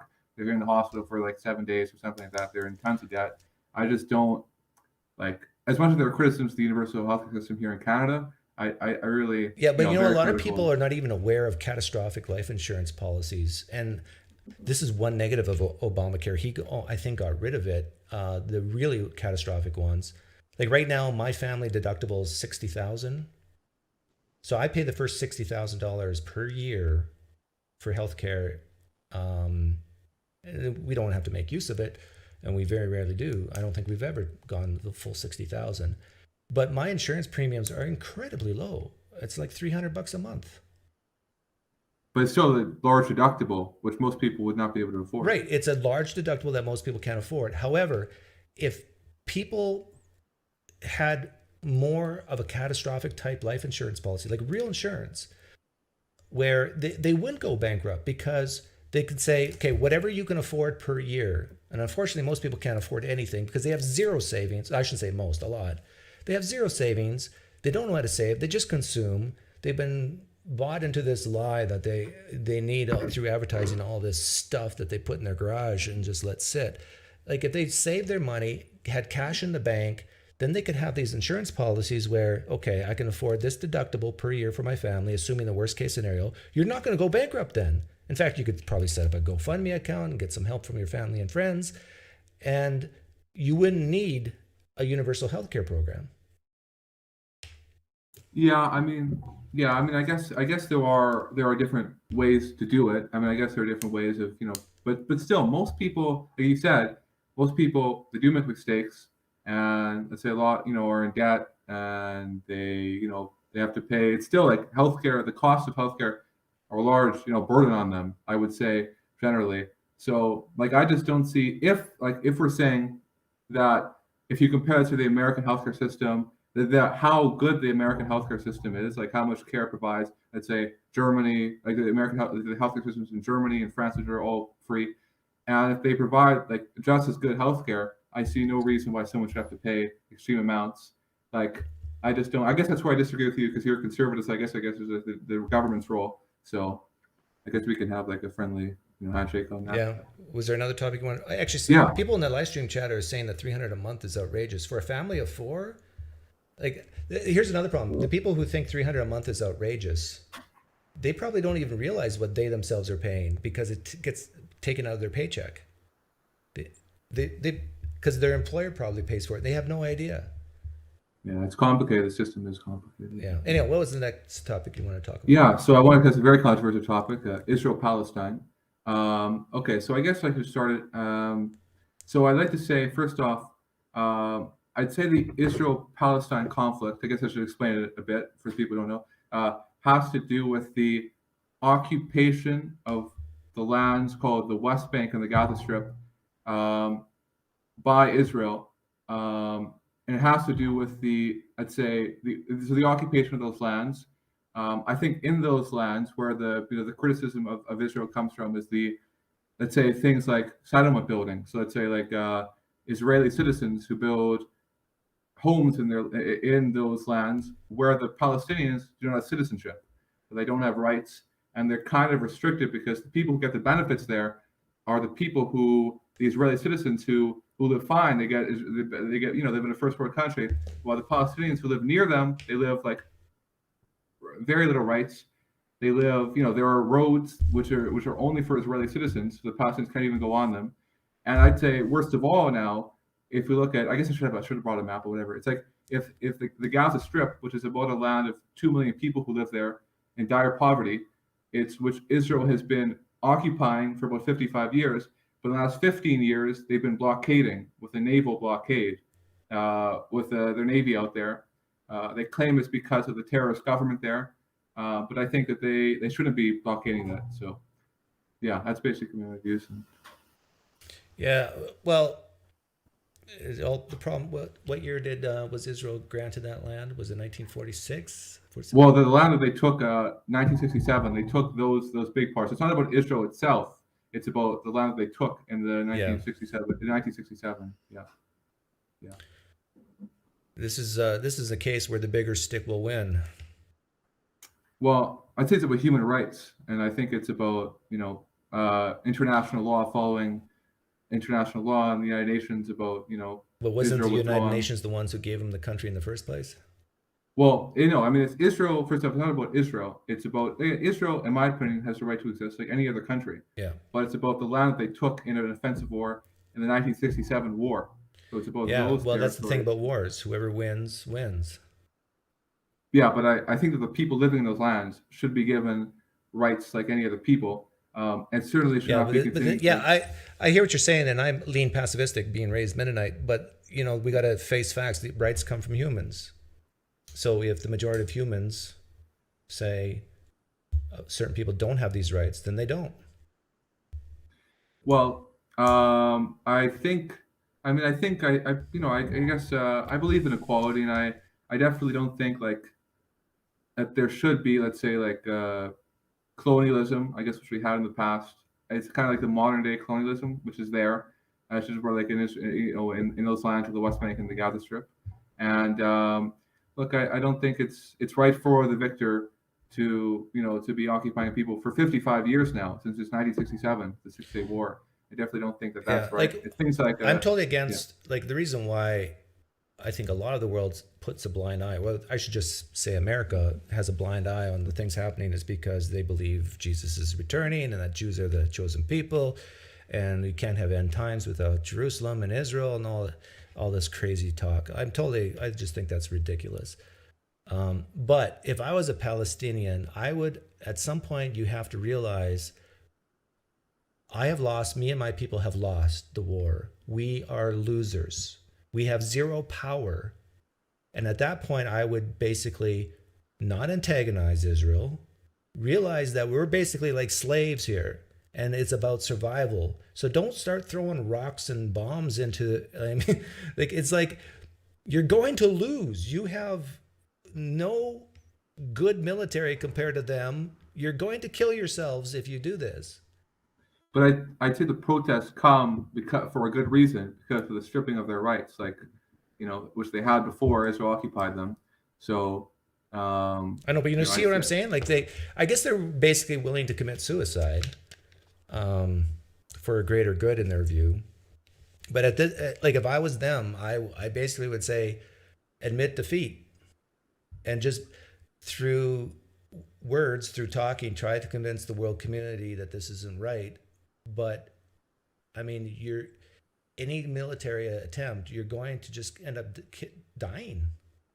yeah, like I definitely believe in passive resistance, and I definitely don't believe in like hardcore violence, like suicide bombings or whatever. That's a horrible thing. Um, but still, I mean, I know I agree that I believe in passive resistance, but still, I think like the protests that do happen, let's say like the stone throwing, which did happen, let's say like 20 years ago, and it happens recently. It is because of a real violence that they face daily. Just living and being kind of restricted in their movement, not having really any movement.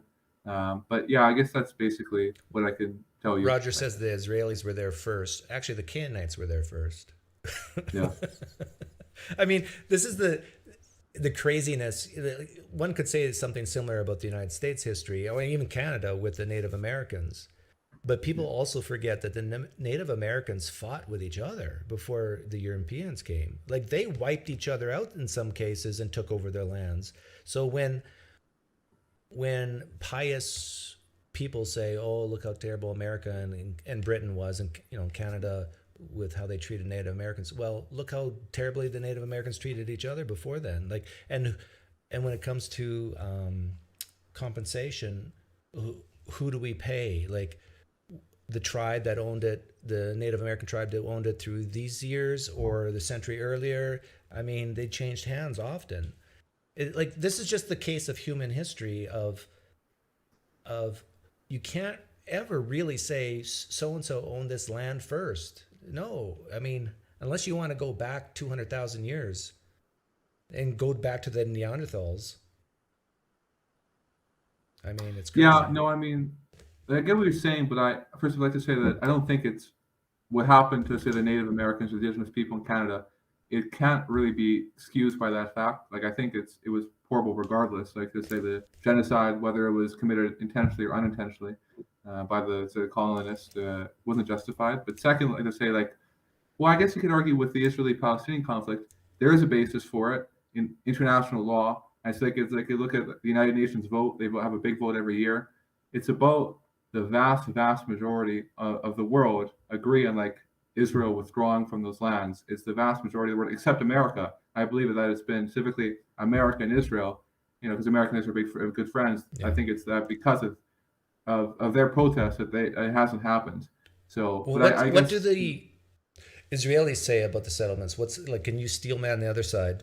yeah, okay. So the Israelis would say that we're here because we won the war. The Palestinians They're really treated well, and that the reason we have to build these defenses like big settlements and let's say the separation barriers, the big wall kind of in the middle of that land, is because of security. So terrorism. That's their argument. So the whole thing is revolved around securing the state of Israel against terrorism, against the terrorists. That's basically the rhetoric is that, like terrorism. But can't the Palestinians still throw in bombs into the new settlements? Well, I think they're highly secured because there are lots of like checkpoints. So basically, think if you live in both Israelis and Palestinians, specifically if you live in a Palestinian town, if they leave a checkpoint and you go down that road into another checkpoint by soldiers who kind of have to check you and search you. So it's kind of a brutal like dehumanization, I'd say. But that's basically no. So it's basically very secure. Yeah. Well, you know what's interesting is if somehow the Israelis and Palestinians could get along, they wouldn't need all that, right? Yeah, hopefully one day, I mean, it's a dream that hopefully one day they will see each other as equals. And the reason why they don't get along is because of religious differences, mostly. Ethnic differences, too, Yeah. and different things, yeah. They hate each other. Yeah. I mean, I'd be curious if we could make every Palestinian atheist and every Israeli an atheist, would the conflict stop?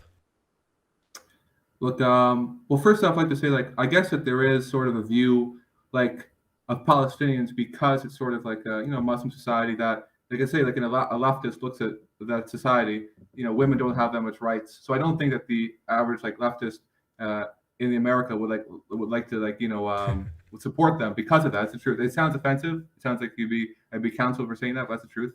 But second, it's more so, it's not necessarily about whether they should be friends or whether the Palestinians and Israelis should be equal citizens.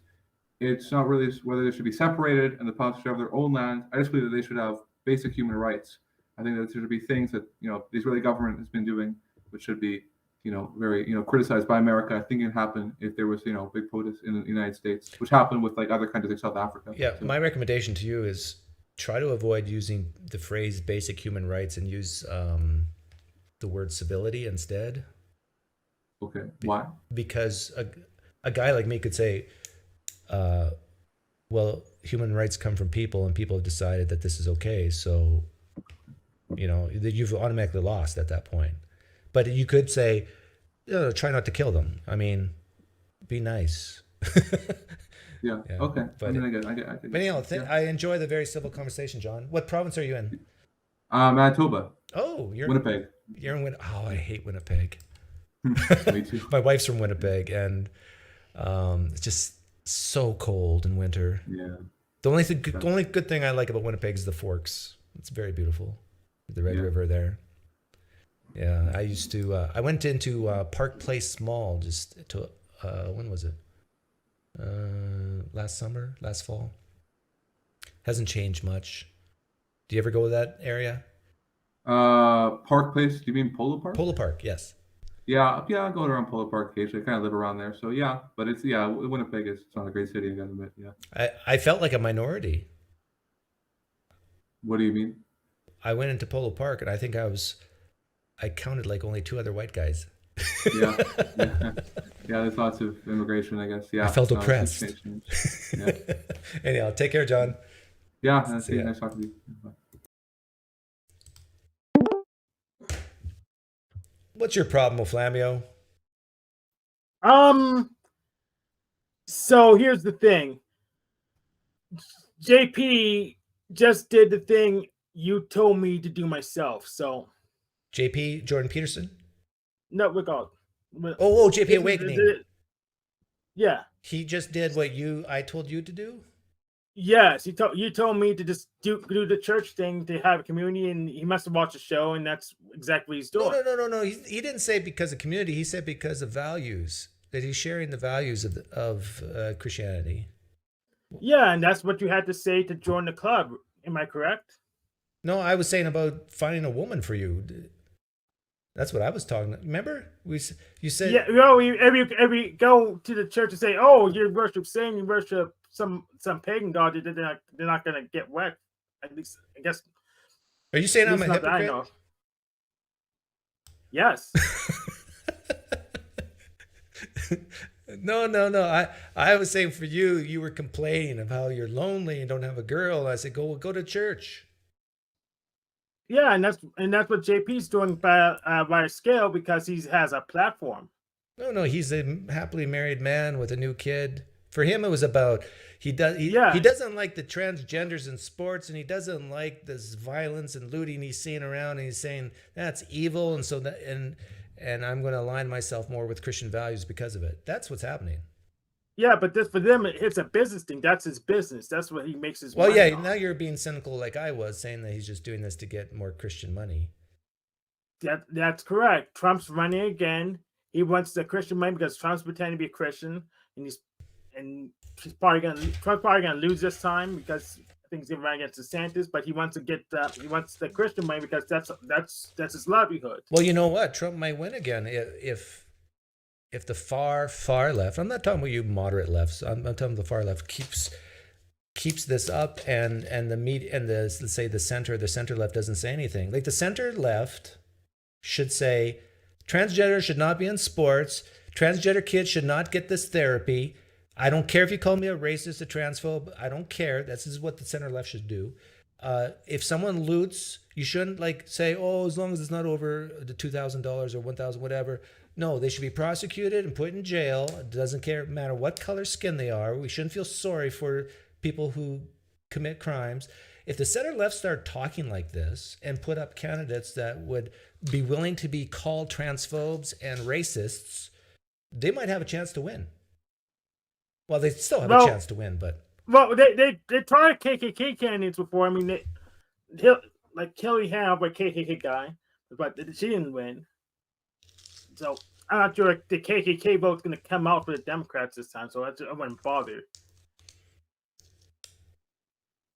I don't know. How many people are KKKs nowadays?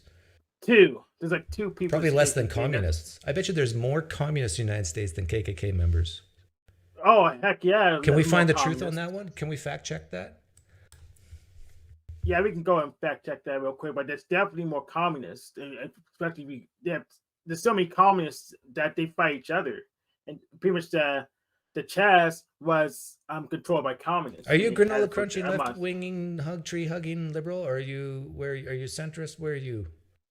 So right now I call myself either a neoliberal or an agorist, but that puts me like this usually puts me slightly right. That's usually on the political compass of America. This will be interesting because you have a dark skin shade. Are you more scared of communists or KKK members in the United States today?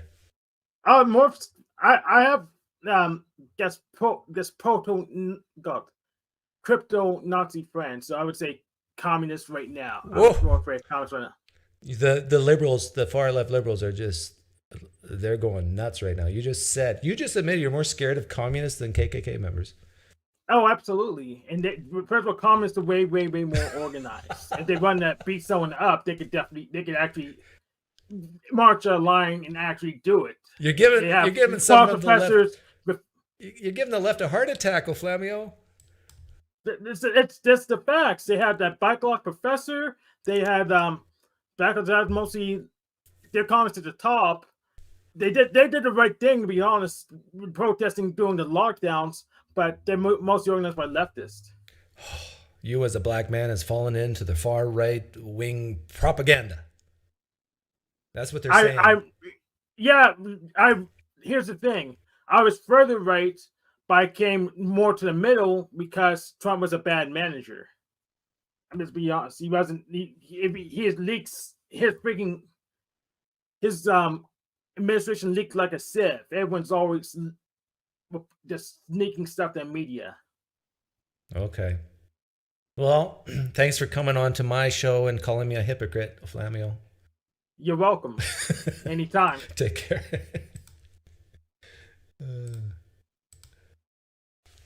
Room's open.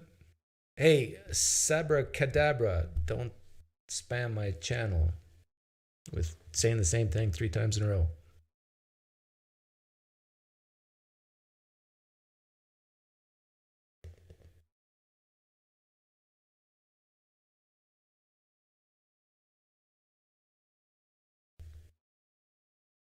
In fact, let me delete these comments.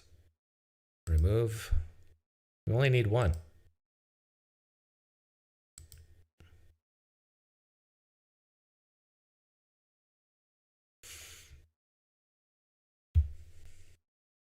You said the same thing 3 times in a row, Sabracadabra. Did you not? In fact, I got evidence. It's been recorded. Are you drunk? Is that why you did it? You don't know why that happens. You are drunk.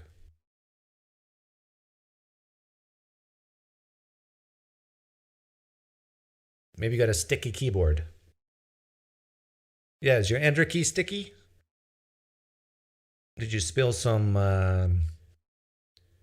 orange juice on it? Yeah, orange juice. We'll say it's orange juice. Seems like YouTube doesn't do it for other people, only you.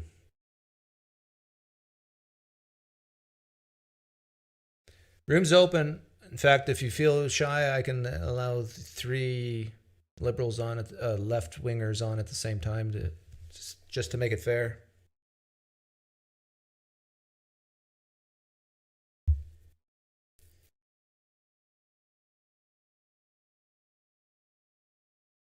What's my take on Ukraine? Oh, that's a complicated issue. I honestly don't know.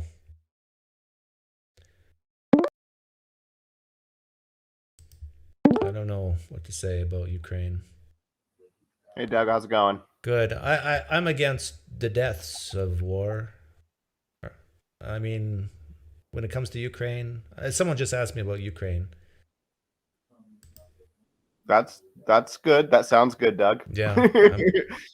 But the thing is, if I steelman the Russians, like they got billions of dollars of military equipment in Crimea, and they signed, from my understanding, they signed a long lease.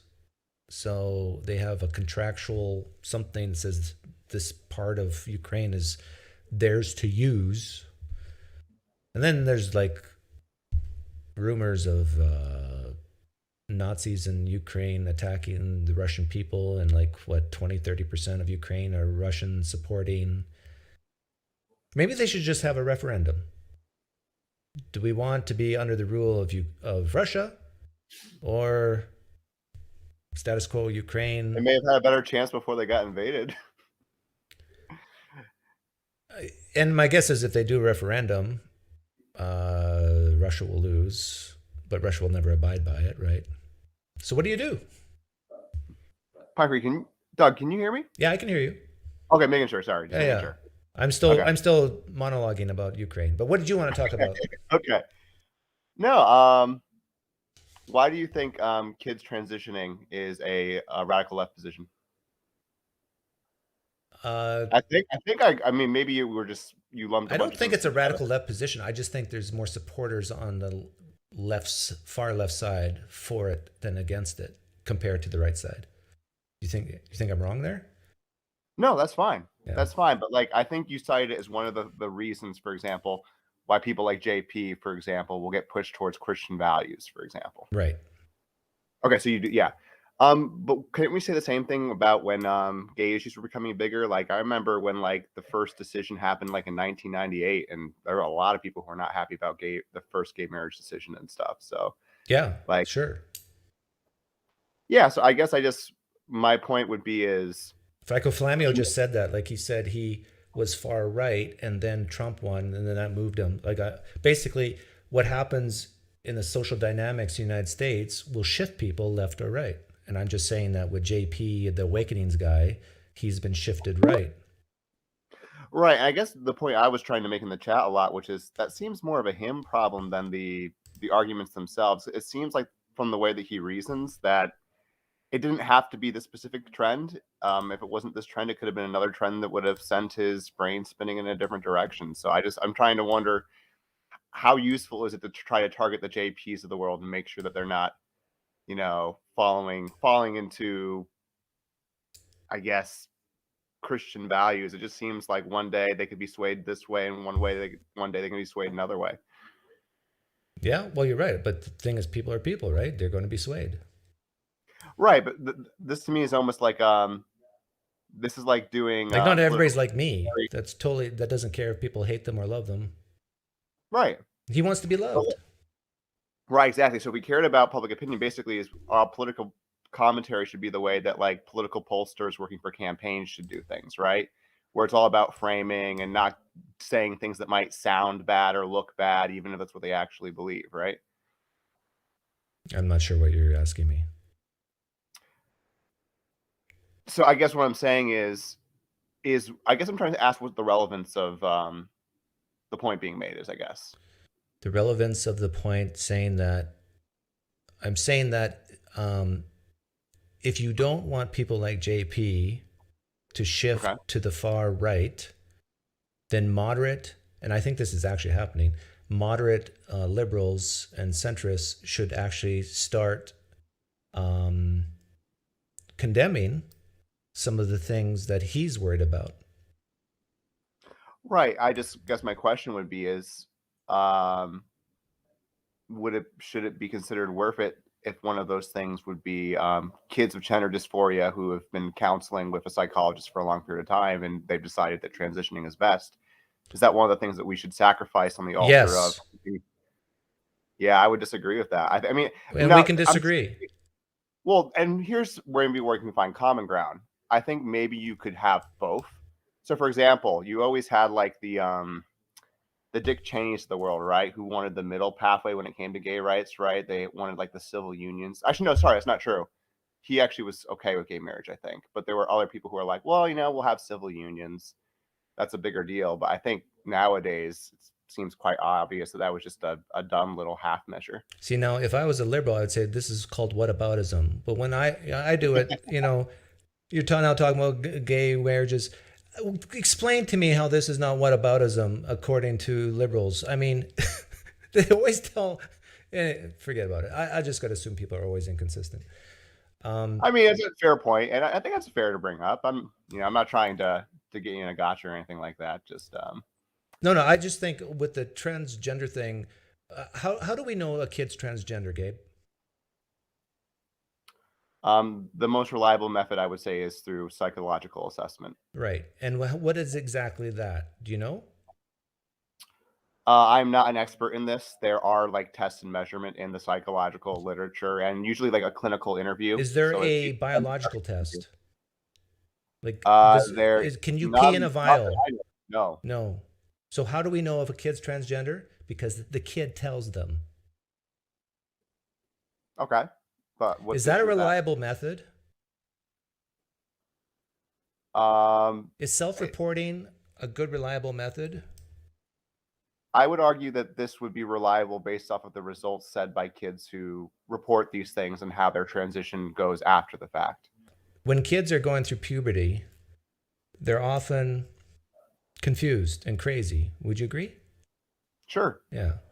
I would say psychological assessment weeds Given that, a psychologist sits down. You know what? Let me put it a different way. I would say this is a very political issue. Mm-hmm.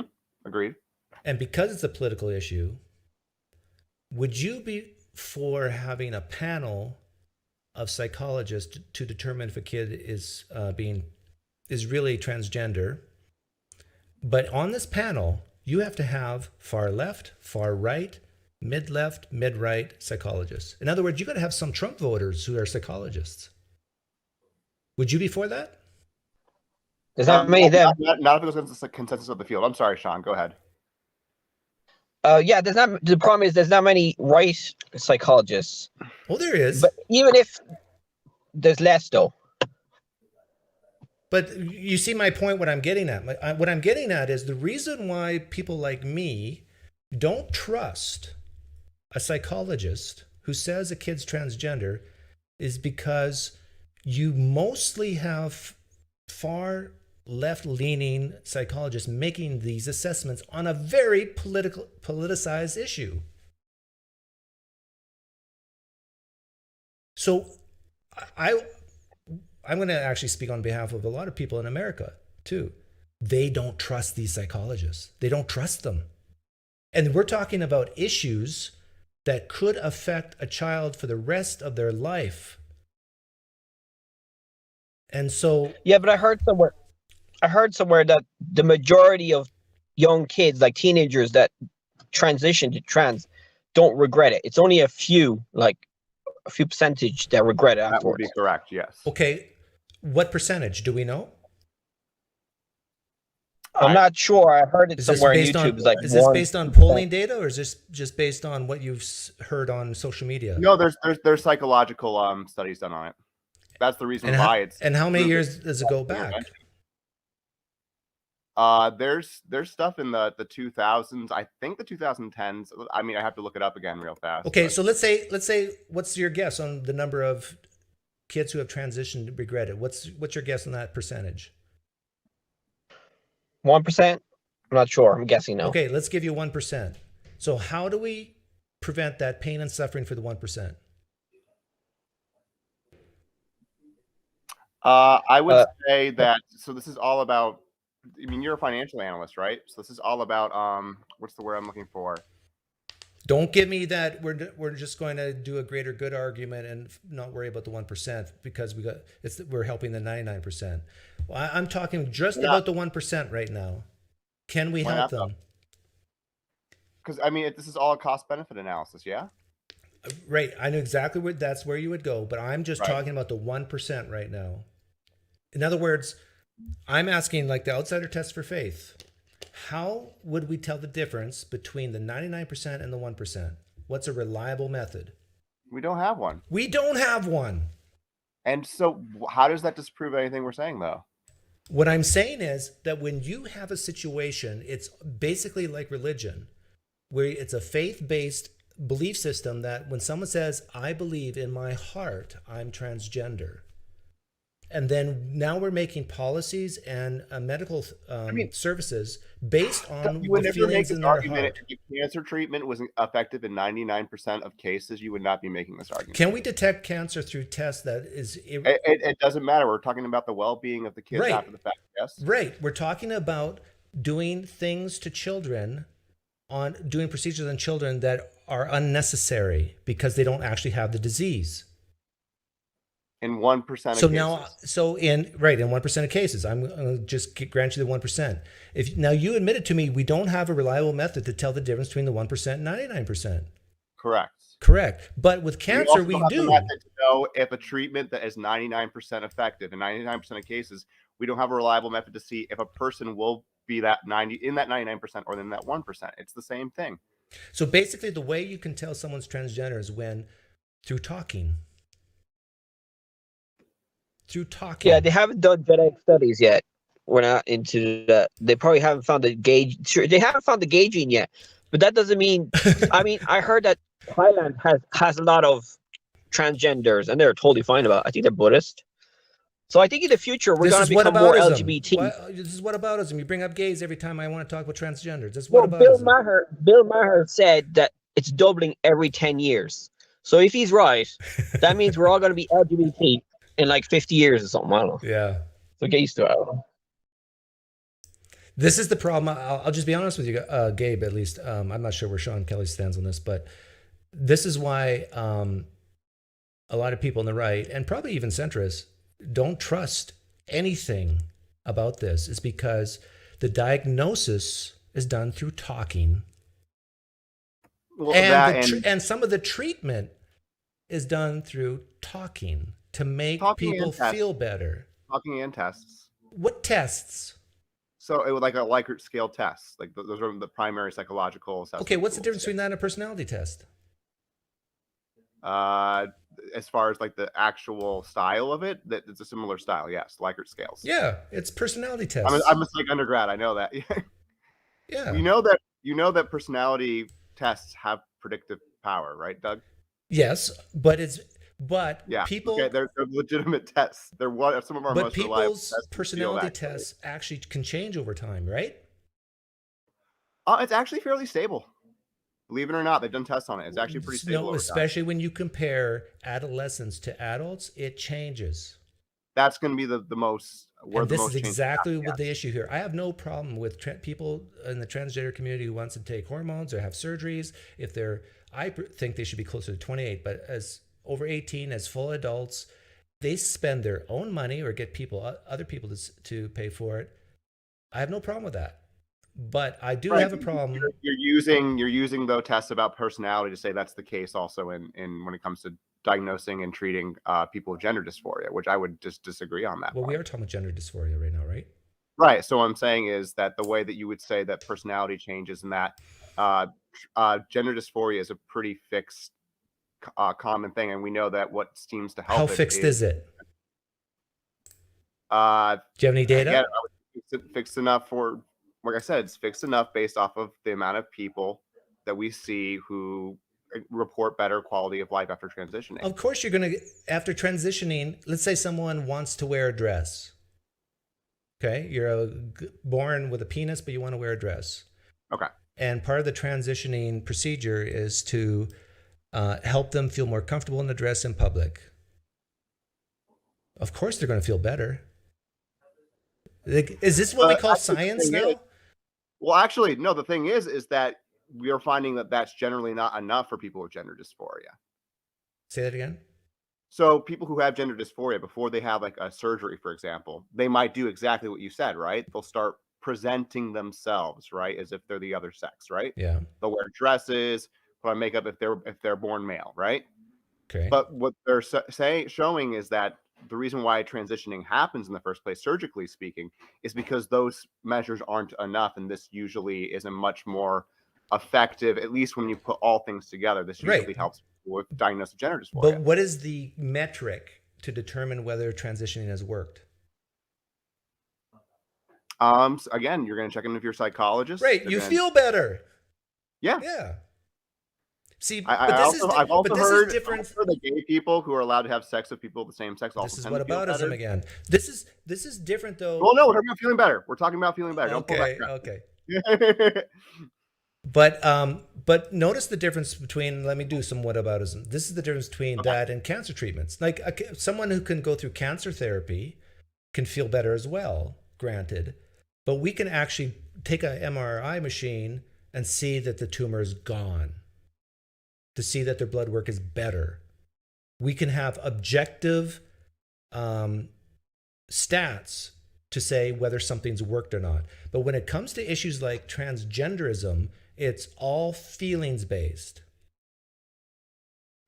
Yeah, but that's a valid way of looking at being and right. What's that? It's the same thing for the gay issue, though. It was the same thing for the gays. I think society is changing. I mean, I heard that it might be doubling every 10 years, according to Bill Maher.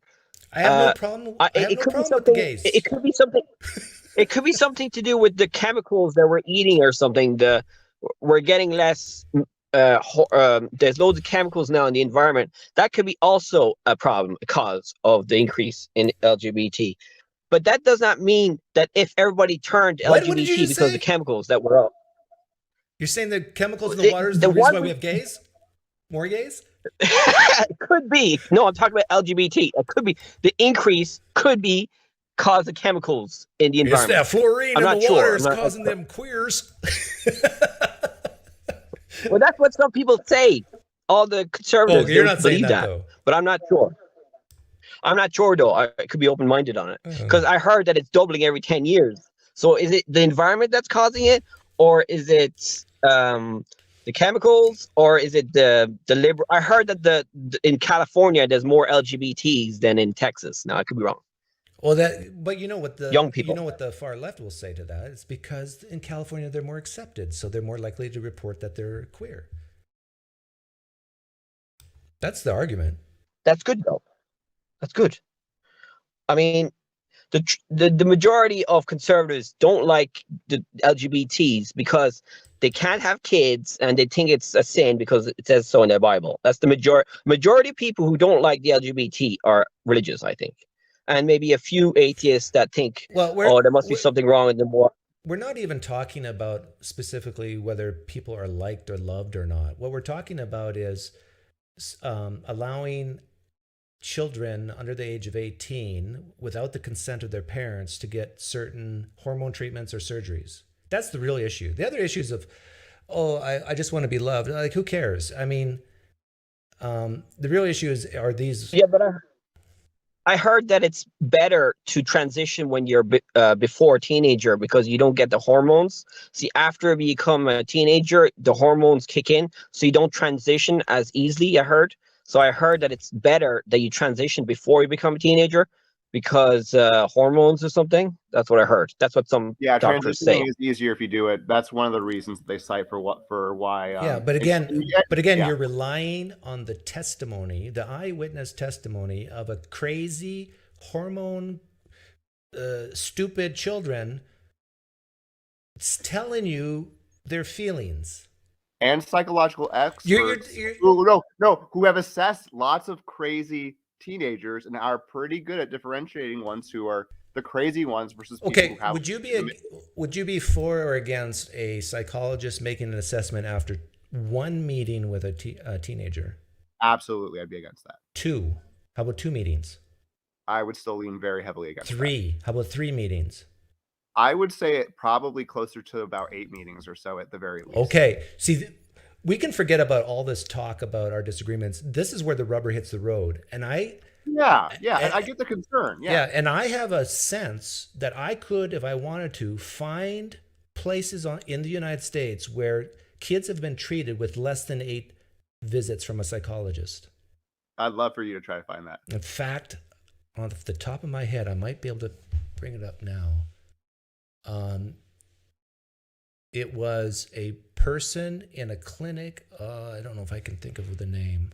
If I could think of the name, I could Google it right now.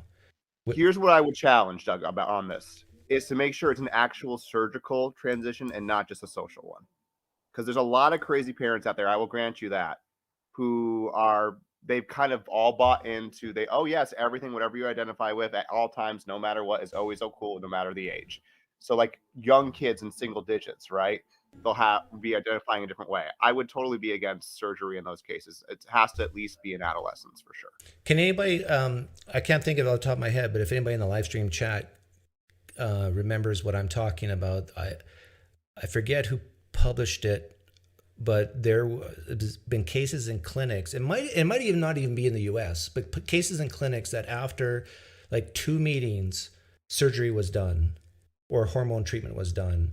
Well, I would just in those cases consider that professional misconduct. That's what. Okay. See, this is where I think the left and the right can come together. If we can come together and say, you know what, it should be at least, to be safe, 12 meetings, and to be safe, it should be a panel of at least 3 psychologists who all have different political leanings. And if they all agree after 12 meetings that this kid is not just nuts, crazy, seeking attention, then we can go through, and the parents' consent, we can go forwards. Would you be for such a proposal? I guess what I'm wondering is what does the political affiliation do in your mind for this case? Because this is a very political topic. I guess what my question would be is like, so it's kind of like someone who's like on the January 6th committee who doesn't believe that, you know what I mean? It's kind of like, I think there are right-wing psychologists who believe in like, kids transitioning and stuff under the right circumstances. I believe that exists. So I guess I'm wondering is, what do we mean? How are we defining right-wing psychologists, I guess? Are we defining it as people who are against? Jordan Peterson we can make it simple. We can make it simple. So in order for a kid to transition, it has to be 3 psychologists, and all 3 of them had to vote for a different president in the last election.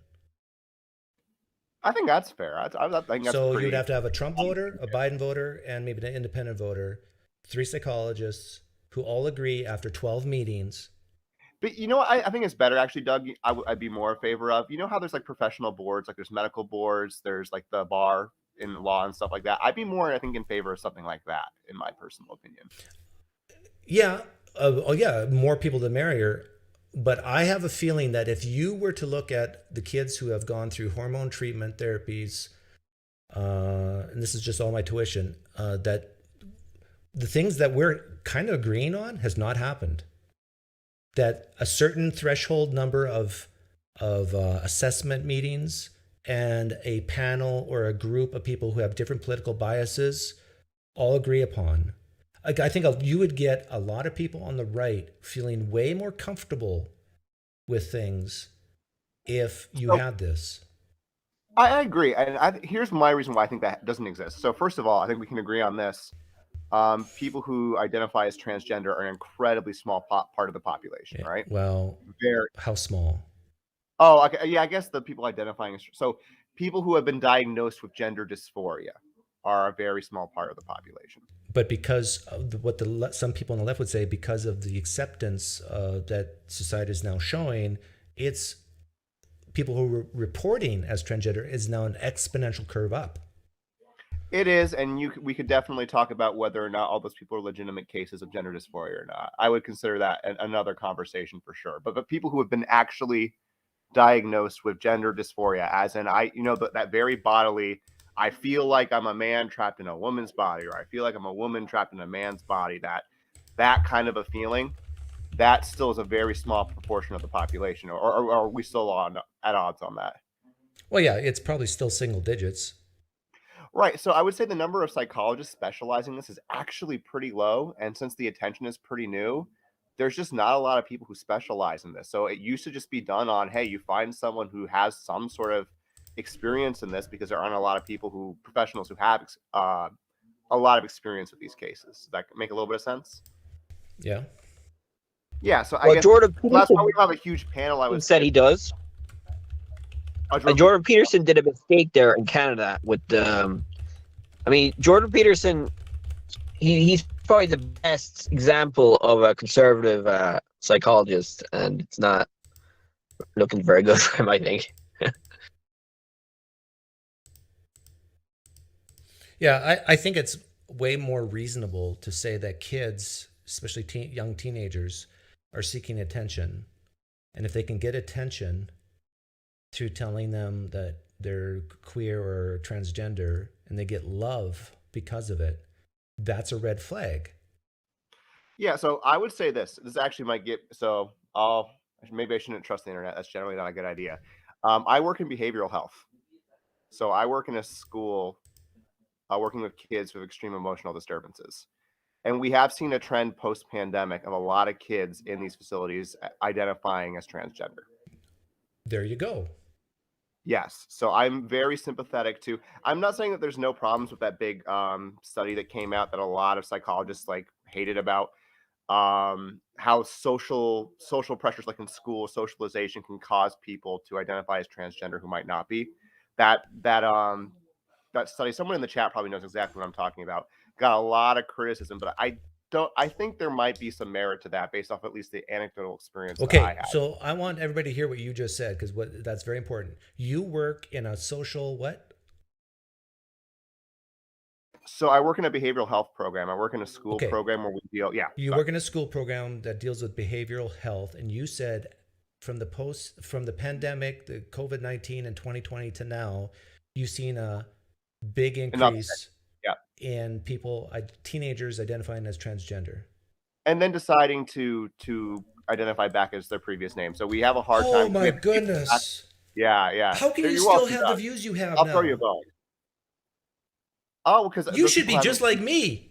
Because those kids haven't been diagnosed with gender dysphoria. That's why. Wait a minute. You're telling me that you work in behavioral health. You saw a huge uptick in kids identifying as transgender, and then you've seen them drop off and going back to where they were. So the trend hasn't dropped off, but people will switch in and out of that. These kids. People will switch in and out, and then how TikTok can you say that, and on the same token say defend any of this? Dysphoria is a professional diagnosis. It's not something that you find on TikTok and you start. Okay, let me ask you: what percentage of kids who identify as transgender, in your own professional opinion?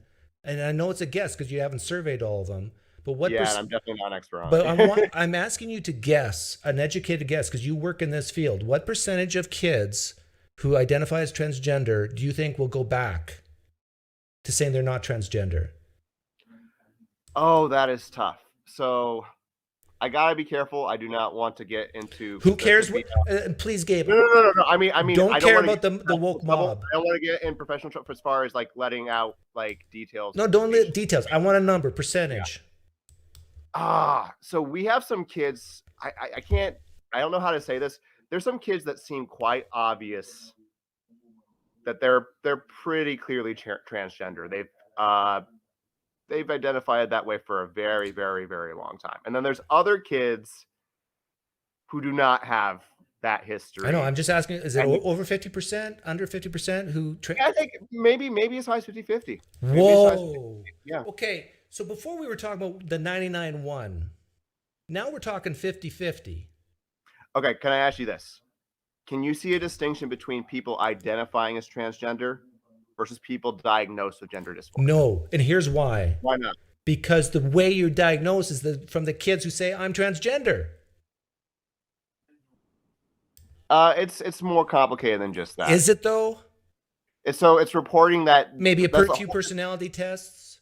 No, that's that whole dysphoria thing. That's the whole point, right? Where your body does not feel the mention the way that you are internally. That whole trapped in someone else's body. I know, but you can't test that reliably. We actually have tests that they run for those things. Yes. No, you don't. I will double check. Are you talking about these personality tests? Or are you talking about the MRI tests? Diagnostic tests for gender dysphoria. Yeah. What is it? Are you talking about the MRI? No. It's going to be Likert scale tests. Yes. Yeah. Okay. How do you tell the difference? I bet you if I could get psychologists in a room and not let them know that we have a very butch country girl woman or a transgender woman, and I bet you we could run the test. In fact, they should do blind studies like this and test these psychologists, how they can, without seeing them, just hearing their answers or their answers written down, if they could tell which is just the butch masculine woman versus which is the transgender woman. I bet you they couldn't. I bet you they couldn't. Well, I couldn't. I think the majority could. Like my sister, my sister's a butch country girl who would probably do things a lot of men wouldn't do because they find it too icky. Like she has no problem getting her hands full of manure and all that. I mean, she is a very masculine female, but not for 1 second would she say she has dysmorphia. I mean, I heard Joe Rogan say that. Sorry, Joe Rogan was talking to a lady there, and she said that a lot of girls now are getting more into LGBT stuff because of social media or something, or social things. That's what she said. She wrote a book or something. Joe Rogan interviewed her, and there was an increase in that because of social stuff. So you could be right. Let's say it's all because of social. It's not chemical or stuff. Then I'm not saying that, by the way. Well, it's either through the environment, your genes, or chemicals in the environment. So let's say half of them are not real LGBT. I think we're smart enough to figure out which one's which. Do you know what I mean? No, we're not. We are not smart enough, is my opinion. If we had psychologists that were trained in it, I'd say we'd be able to find out the half that are real. My confidence in psychologists to sniff this out is to have blind studies where they don't know who the transgenders are and who the butch women are or the very effeminate men are. Make it a blind study where they run these diagnostic tests that Gabe's talking about, which are basically personality tests. I bet you they would do no better than just random. Like they would be right just as frequently as randomness. If it's 50-50, they'd be 50-50. Okay. So Doug, are you familiar with multimodal assessment? Yeah. You're talking about these statistical tests?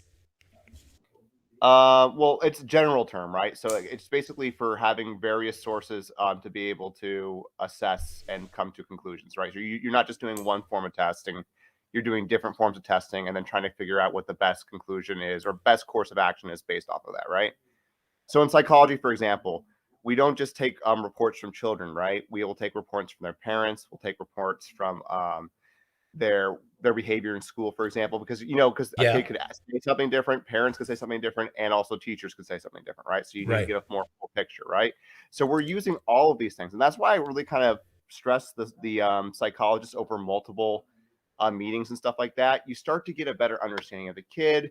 You get Okay. to find tools to figure out if they just identify a certain way or whether That- they're actually feeling different ways. Gabe, that's a in- great point. And my confidence would go up if you had different input from like the teachers, from the parents, and so forth. That's a very good point. But let me put this right back at you. I think there's a lot of mothers out there who have blue in their hair and who are so proud to announce their 3-year-old as non-binary or transgender. So proud. I mean, the love they get from their neighbors is so tremendous. You think that happens? Yeah, I think that happens. Yes, it happens. In fact, I could think of one name that we all know in our group of atheists who have said such things. And to me, it's revolting because it is a type of virtue signaling that I'm a parent of a transgender. Oh, so wonderful. Like, would a parent say this about a non-transgender, or I'm a parent of a heterosexual? So wonderful. No, it's like, it's unbelievably stupid.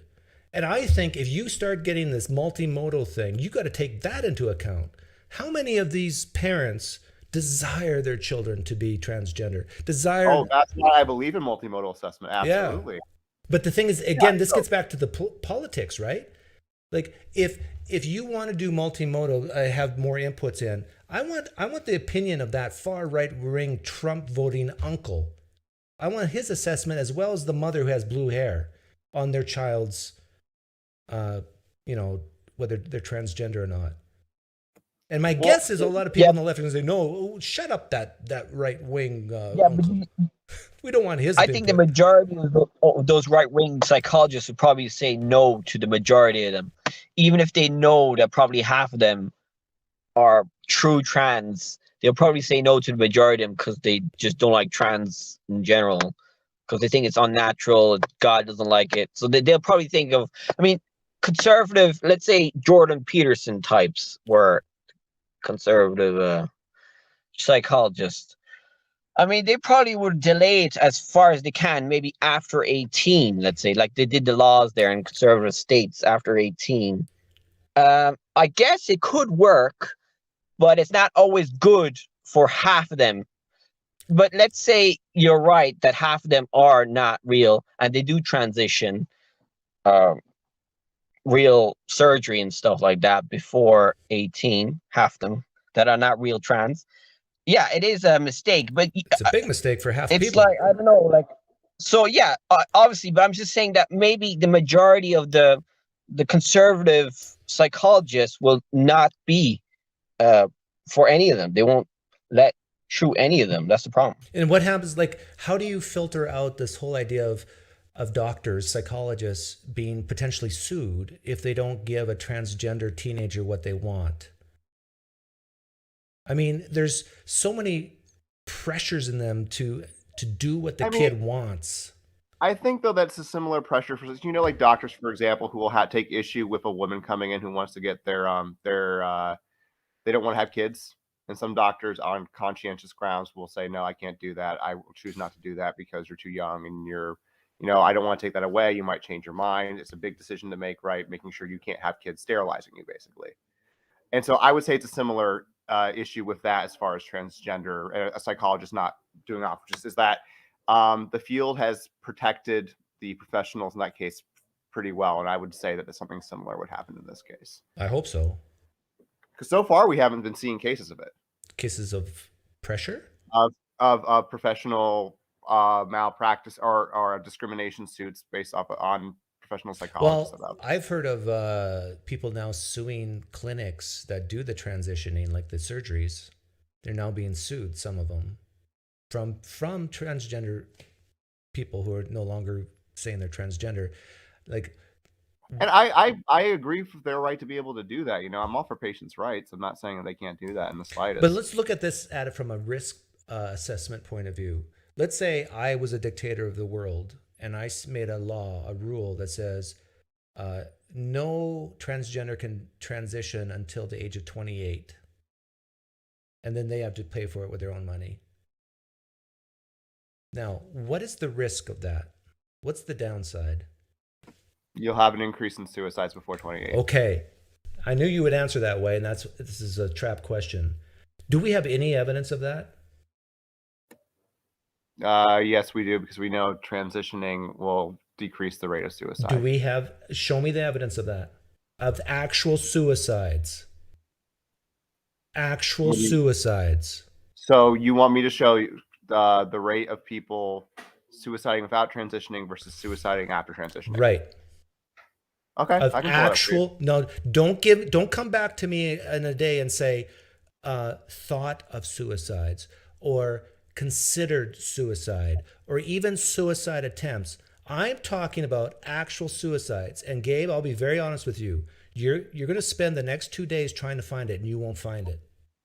So you're saying that the studies done on it so far have been an increase in suicidal like ideation? No, I'm saying the studies don't exist. I'm saying the number of actual suicides does not exist. And you can prove me wrong. This is an easily falsifiable claim. Yeah, I'll look into it. I'll make one exception. There are some studies in India, but I looked at that one, and I have zero confidence in it.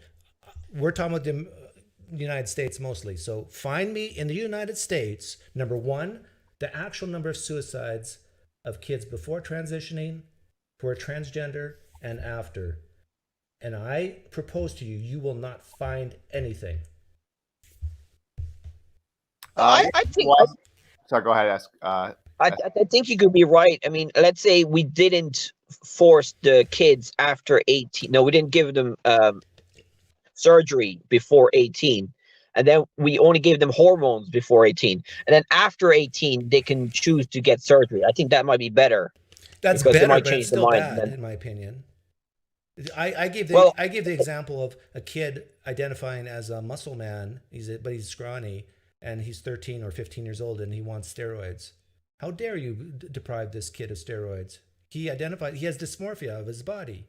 He thinks he has muscles in his brain, but when he looks in the mirror, he's skin and bones. And so we have to give him steroids because we know through scientific studies that this will make him feel better. Yeah, I would do that, but I would not give him the surgery until he's older. I would not give him. You would give a 13 or 15-year-old steroids? I would give him the drugs, but I would say, okay, but I won't give you surgery because that's permanent. So we would just let you after the teen years, because your teens are usually more complicated. I'll tell him that, and then I'll say, then you could have surgery. That's what I would say if I were a doctor. Or I would say no. But I could be wrong. I would say to that kid, stay sad until you're 18, maybe 21. Stay sad. But then you risk suicide. That's what I'm worried about. Okay. And I will make the claim, and my confidence in this claim is very low, but I would claim less than 50 people in all the United States have committed suicide as the result of being transgender. Less than 50 in a population of 350 million. Maybe you're right. Then we can maybe just give them antidepressants or something, or therapy or something. Well, yeah, or maybe suggest exercise. Go for a run. or let them know that the world will always hate you and learn to be okay with that. I mean, this is one of the huge problems we have in society today, is that this whole idea that you need to be loved by the world. If 5 people love me on planet Earth, I'm happy. That's all you need. 5, 6 people. This whole idea that society has to accept you, this is rubbish. No, they don't. And we need to train kids. We need to train kids nowadays to be okay with the idea that society doesn't like you. And I tell you, those kids are going to succeed in life because they're not always like blowing to the wind of public opinion and trying to please others. Yeah, but you know there will always be transgenders. You're just saying that you don't want to see an increase because I think the whole No, I'm hysteria not even now saying is that. probably because I there's an increase. what I'm There's an increase in transgenderism. I think no that why no people are panicking. no, I'm not even saying that, Sean. All I'm saying is when it comes to public policy of parental involvement and the kids being allowed to take drugs or get surgeries before the age of 18 because of their words that they say to a psychologist, I'm saying no. Or being effeminate as a boy or being masculine as a girl, no. But if you want to take these drugs and get surgery after the age of 18, I would suggest after the age of 28 when your prefrontal cortex has been fully developed, then knock yourself out. It's your consequences. But for kids, no. And what's at risk? Now, the only thing that people like Gabe could say is, well, or yourself is, well, there's going to be more suicides. Show me the data. Okay, so I just did a little bit of cursory searching, and Doug, you do seem to be right for the most part. I am right. Okay, but let me. Okay, no.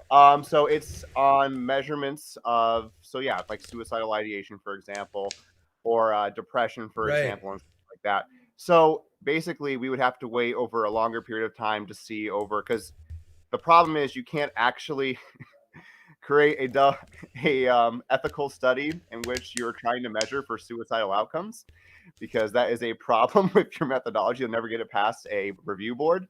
So all you can do is wait over time Yep. to see those sorts of things. So we don't have that data yet. But we do know But we do. over like the last 5 to 10 years, we do know that the rates of suicides, actual suicides by transgender, has been really, really low. And even then, if this is like the martyrdom in Christianity, how do we know that they actually committed suicide for this reason of being not accepted for being transgender versus they also had a drug problem? They were also mixed in with the wrong crowd and were Right. prostitutes or whatever.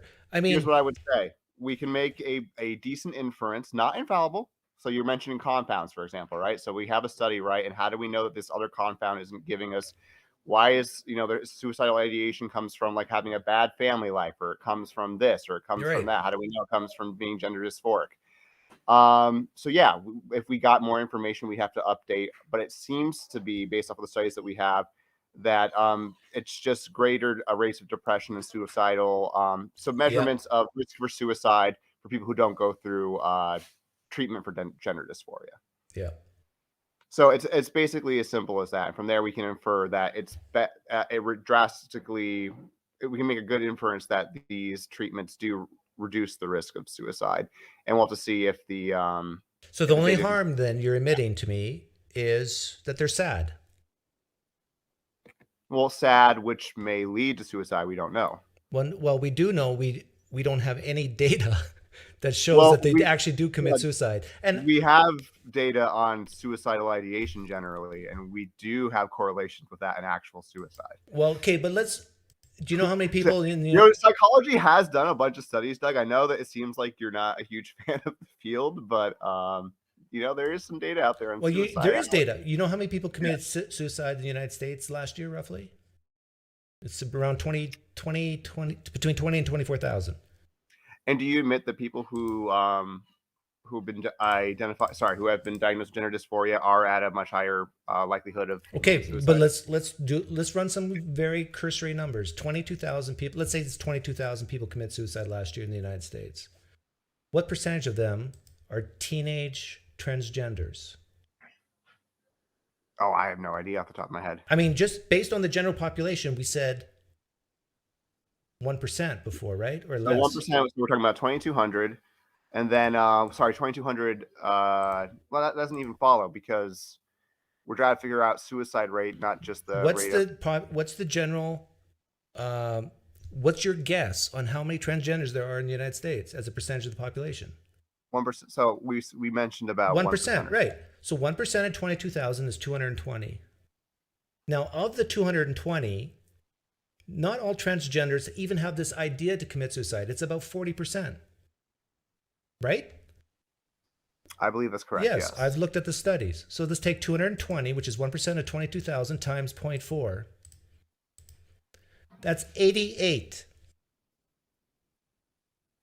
I've done these numbers many times in Okay. on my own. But Doug, you already mentioned 220, correct?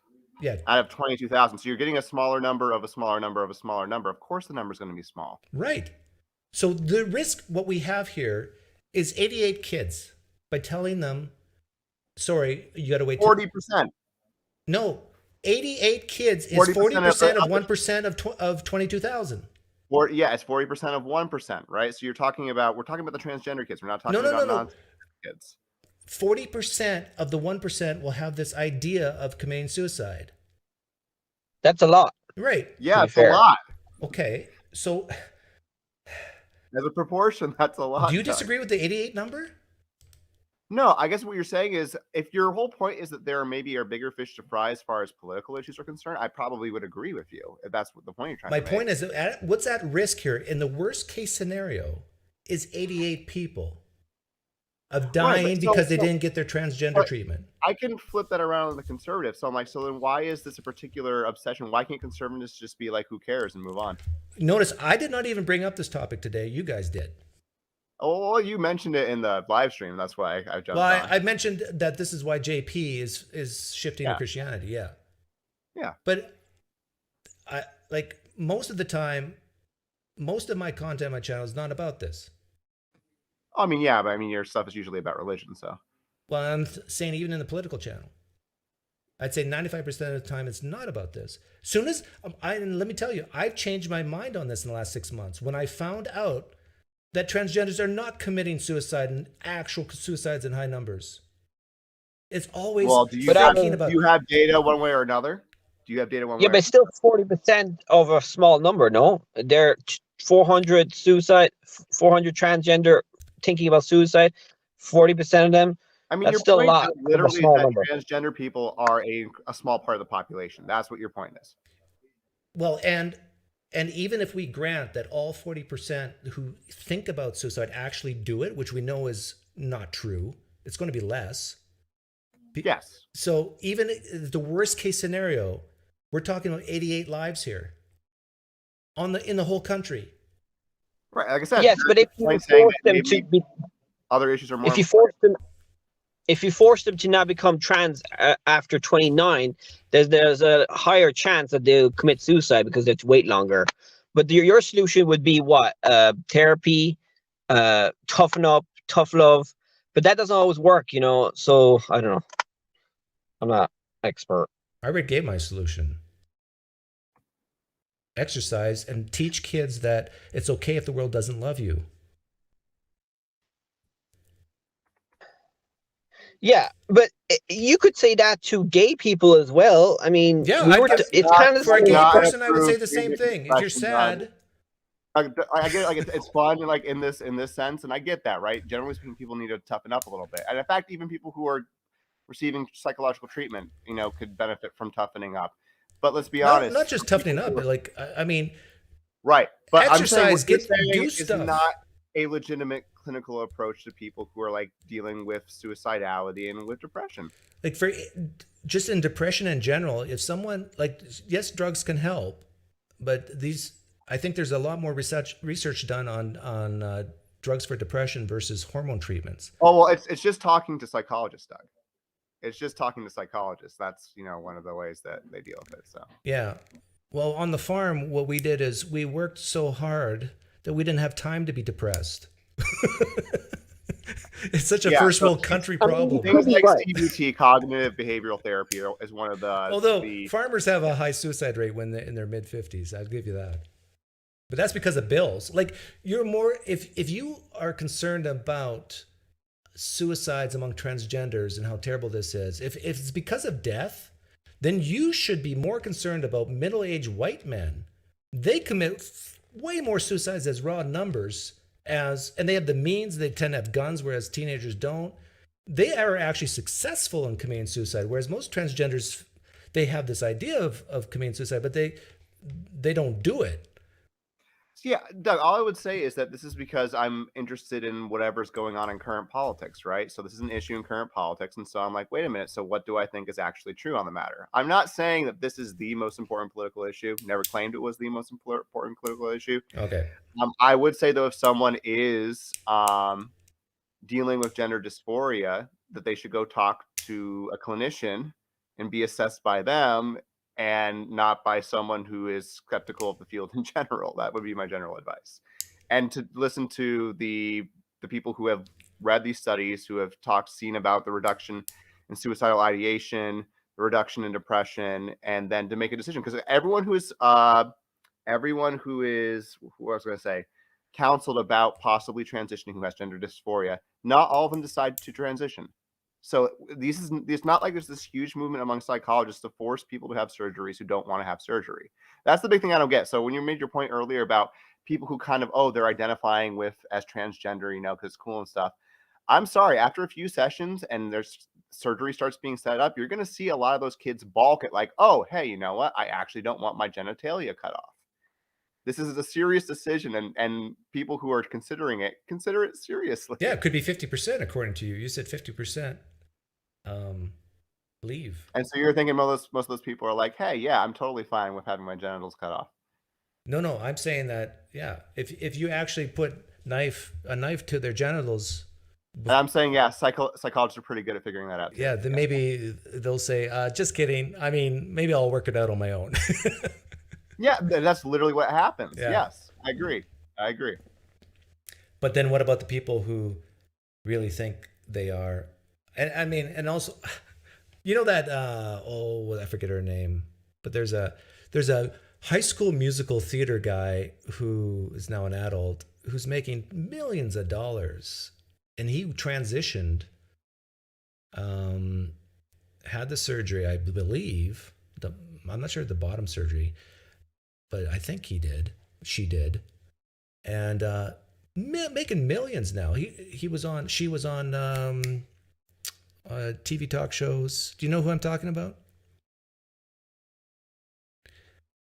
I'm not sure if we do. Someone in the live stream chat knows who I'm talking about. But anyhow, you got to factor that in too. Like, because of the great attention the media gives, or people give, on places like TikTok, it's like there's now monetary incentive to transition. Mulvaney, yeah, thank you. Her name is Mulvaney. I apologize. I was half listening. I was watching the chat in the live stream. Yeah, but the right is panicking about this. I mean, what's his name there? That guy Walsh. What is a woman documentary? That I think that was a not very good documentary. Yeah, it's just 88 people that we gotta worry about, Oh well, parents are concerned about it. This is the person here. Can you see her? They're afraid kids deciding to get their genitals cut off is going to rub off on their kids. The attention, yeah.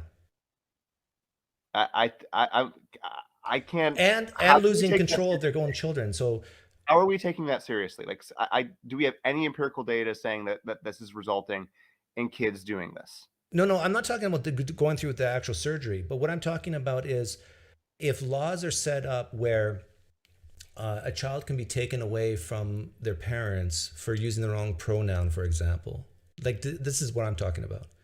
So the child. Oh, good luck passing that in Congress. I can't. Well, they're passing it in. I think it's actually happened in Canada. No, we've actually had the opposite. So, like in Texas, for example, they've outlawed certain gender-affirming cares. Actually, so if you're a parent, you're trying to get that for your kids, you'll actually get in legal trouble for that. Right. So far in the United States, it's been good and it hasn't been happening. But in some blue states, it might actually come to the point where parents are scared that they have to succumb to whatever their child says, because they might, if they don't call their child the right pronoun, or if they don't allow them to do certain, like a hormone treatment or whatever, and they go to an authority and they could be like legally divorced from their parents. And parents are rightly, I love my child and I don't want my child leaving. I don't want the government to come in and say, oh, we're taking the child away from you because you won't say she and instead you say he.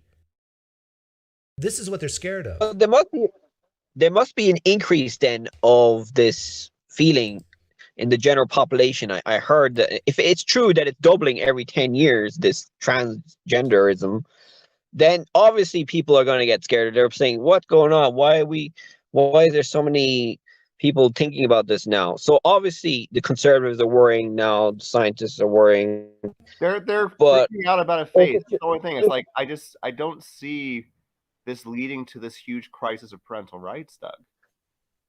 Well, this is a values difference, right? It's why do some people fear some things and other people don't? You see, you're not scared about it, just like I'm not scared about climate change, and other people are scared about it. But I'm just explaining the mindset of some on the right, and probably some on the left too. I understand why people are scared, because if I'm right that it's doubling every 10 years, the transgender people, then that means that the human race itself might not. I don't think anybody believes it's. Yeah, we're gonna get the whole race is gonna turn. Yeah, I don't think anybody believes that. Transgender. But yeah. Gabe, you so I'm just trying. Gabe, you said this is not even a major political issue for you. So why are we even talking about this still? What is a major political issue for you? Ooh, that's a good question. What do I think the biggest issue is? So I'm gonna be that old lefty who is gonna talk about like income inequality and stuff like that. Okay. So I think that I'm the Bernie Sanders, the top 1%, in how the gap has been, and talking about how wages have stagnated, so buying power is decreased on average for I agree people. with you. Yeah, so that's the kind of stuff that The real question is, what do we do about it? it? I think wealth redistribution is a big part of that. It's not the whole part of it, but it's a big part of the solution to that. Okay, so how would that actually help? And how would we implement that? So there's a few different ways you could implement it. I think one of the basic ones. Did you see how they kind of axed certain child tax credits? Yeah. You know what I'm talking about? Yeah. I think that was a huge mistake. I think it was one of the easiest ways to do wealth distribution. We have empirical data saying that this helps families. So that's one way you can redistribute wealth, right? You give tax breaks to certain people for certain reasons, right? Okay. And these are people specifically who are raising kids. But then in order to get a tax break, you have to pay taxes. Right? Yes. Most people work. And where you have the most wealth disparity between the rich and the poor already don't pay taxes, so giving them a tax break doesn't do anything. So I would say that then this would also go into considering different subsidies. So it's beyond just tax breaks. It would also be about cash. The poor already have subsidies called housing, food stamps. Right. I'm talking about working people. So I'm talking about people who are working. Okay. Yeah. So in which cases, they're not going to apply for a lot of those entitlements. Okay. So you're saying your solution to this is just to give people money. So I think you can do it in different ways. You can do it with money, or you can do it through different, what's the word I'm looking for? Services or healthcare. Yeah, you can give them actual things that will help take care of the problem, or you can give them the actual finances. And how do you decide how much to give them? I would look at specifically. So I would be a big fan of looking at the cost of living. Minimum wage, how that relates to cost of living, and then tying that minimum wage to inflation might be a great way to get that started, honestly. And what should the minimum wage be? So in California, where everything is going to be different based off of the state, absolutely. Right. So let's take San Diego. What should the minimum wage there be? I'm not sure what the cost of living is, and I'm not sure. Well, it's huge. Like San Francisco, San Diego, New York, huge cost of living. So here's what I would say. So I'm obviously not going to come on here and say that I have all the answers for all these things. What I would say is that some cash infusion, so I would compromise Republicans, some level of cash infusion for people who are working and are having a hard time even covering rent, for example, is going to do a better job for our society. It's going to make the economy function a little bit better. And it's just going to result in people who are working not having to worry about whether or not they're going to or lose or just not have food for the week. I think that's a value that I hold dear. And there's food stamps already, so nobody in the United States who has access to food stamps is going to go hungry, right? So we're not talking about life or death starvation here. Not necessarily. Most of the poor in the United States are fat. It helps. Most of the poor people in the United States are fat, not dying of or they So- might be unhealthy, but they're not dying from So, lack I of know you love calories. anecdotal stories, so I'll use some. In my line of work, it's no surprise that a lot of the people who are diagnosed with extreme emotional disturbances come from very, very poor socioeconomic backgrounds, Right. right? Their parents are not doing so good. Just about all these parents are working. And so I have, I should be careful. There are people who are making decisions between what kind of food I can have and making rent and making sure they have gas in their car and stuff like that. So this is a real thing that's happening to a lot of people. Right. They shouldn't have kids in the first place. So how does that solve the kids who are But- already born?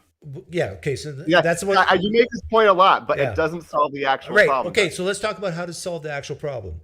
One solution you've just mentioned is to just give people money, some type of universal basic income. Is Money that or what resources. Money or resources, yes. Okay. So let's say we give them $50,000 a year and they live in Arizona. That's pretty good in Arizona. It might even be on the low side in California to make rent and car payments, all that sort of thing. So let's imagine you give someone $50,000 a year, a poor family $50,000 a year in Phoenix, Arizona, and their neighbor makes $60,000 a year. What incentive does that neighbor have to work? Because they could choose just to quit their job tomorrow and get $50,000 a year. They might lose $10,000 a year, but who cares? I don't have to work. That's a bit extreme, though. I wouldn't give him that much. Why I'd not? probably give him Why is $50,000 minimum too wage. much? I would give them the universal basic income, but it'll be the minimum wage. That's one idea. That's if AI manages to No, do I'm what saying it's the minimum wage aimed for is them. $50,000 a year. What's wrong with that? Is it? That's a lot. That's a lot. What do you mean? If you have a family of four, you live in Phoenix, Arizona, you basically need $50,000 a year to live. Well, I'm from Ireland, true. So I'm not an economist, sorry. So I'm just saying that America is very rich, and maybe they could share it a bit more or something. I'm not sure. Because if you don't share it, they'll protest. What's the rent? Like in France. In Phoenix, the rent for a family of four, like even if it's a small rental apartment, is going to be at least $1,000 a month, and with utilities, it's going to be closer to $1,500 a month. It might even be $2,000 a month. There's half of your $50,000 a year right there. Then you got to pay for the insurances for the car, and then you got to pay for food, and then you got to pay for clothes and groceries. And then, heaven forbid, you might want to have a family night out and go bowling so you don't go crazy. I mean, all right. Well, let's focus, because you said that the main worry you're having, at least at the moment, is that this reduces incentives for people to work harder, to find good jobs. Just work at all. Yeah, to work, period, right? Yeah. So we're worried about that, right? And I guess the point would be is how much data do we have to support this, that if people who are just getting enough money to get by don't want to make more out of their lives than that? Okay, good question. I off the top of my head have no data to support that. I'm posing the question about why, if I was a person who's making $60,000 a year, and if I quit my job. Now, okay, here's a question: is double dipping allowed? So let's say the government gave $50,000 a year universal basic income to a family of four. Could I still get a job for $60,000 and keep the 50? Yeah, I think Yes. this is a very practical question, right? I actually appreciate this, right? This is a real question. How do we figure out how to distribute entitlements, right? This is really what the question is, right? So, for example, you brought up food stamps and these other things, right? If you make a certain amount of money, right, the government's going to take entitlements away from you, right? That's the way our system is currently. You don't have set to say right each time. up. Okay, sorry. Not trying. I know to- it's hard, but Yeah. So, the privilege, whatever you want to call it. But no. I'm saying you always say the blah blah blah blah, right? Blah blah blah, blah, right? That's Oh, I see. Yeah, I see. yeah. Gotcha. Yes, one of those things I just say. yeah. I know it's tough to get rid of those, but I know, right? It's annoying.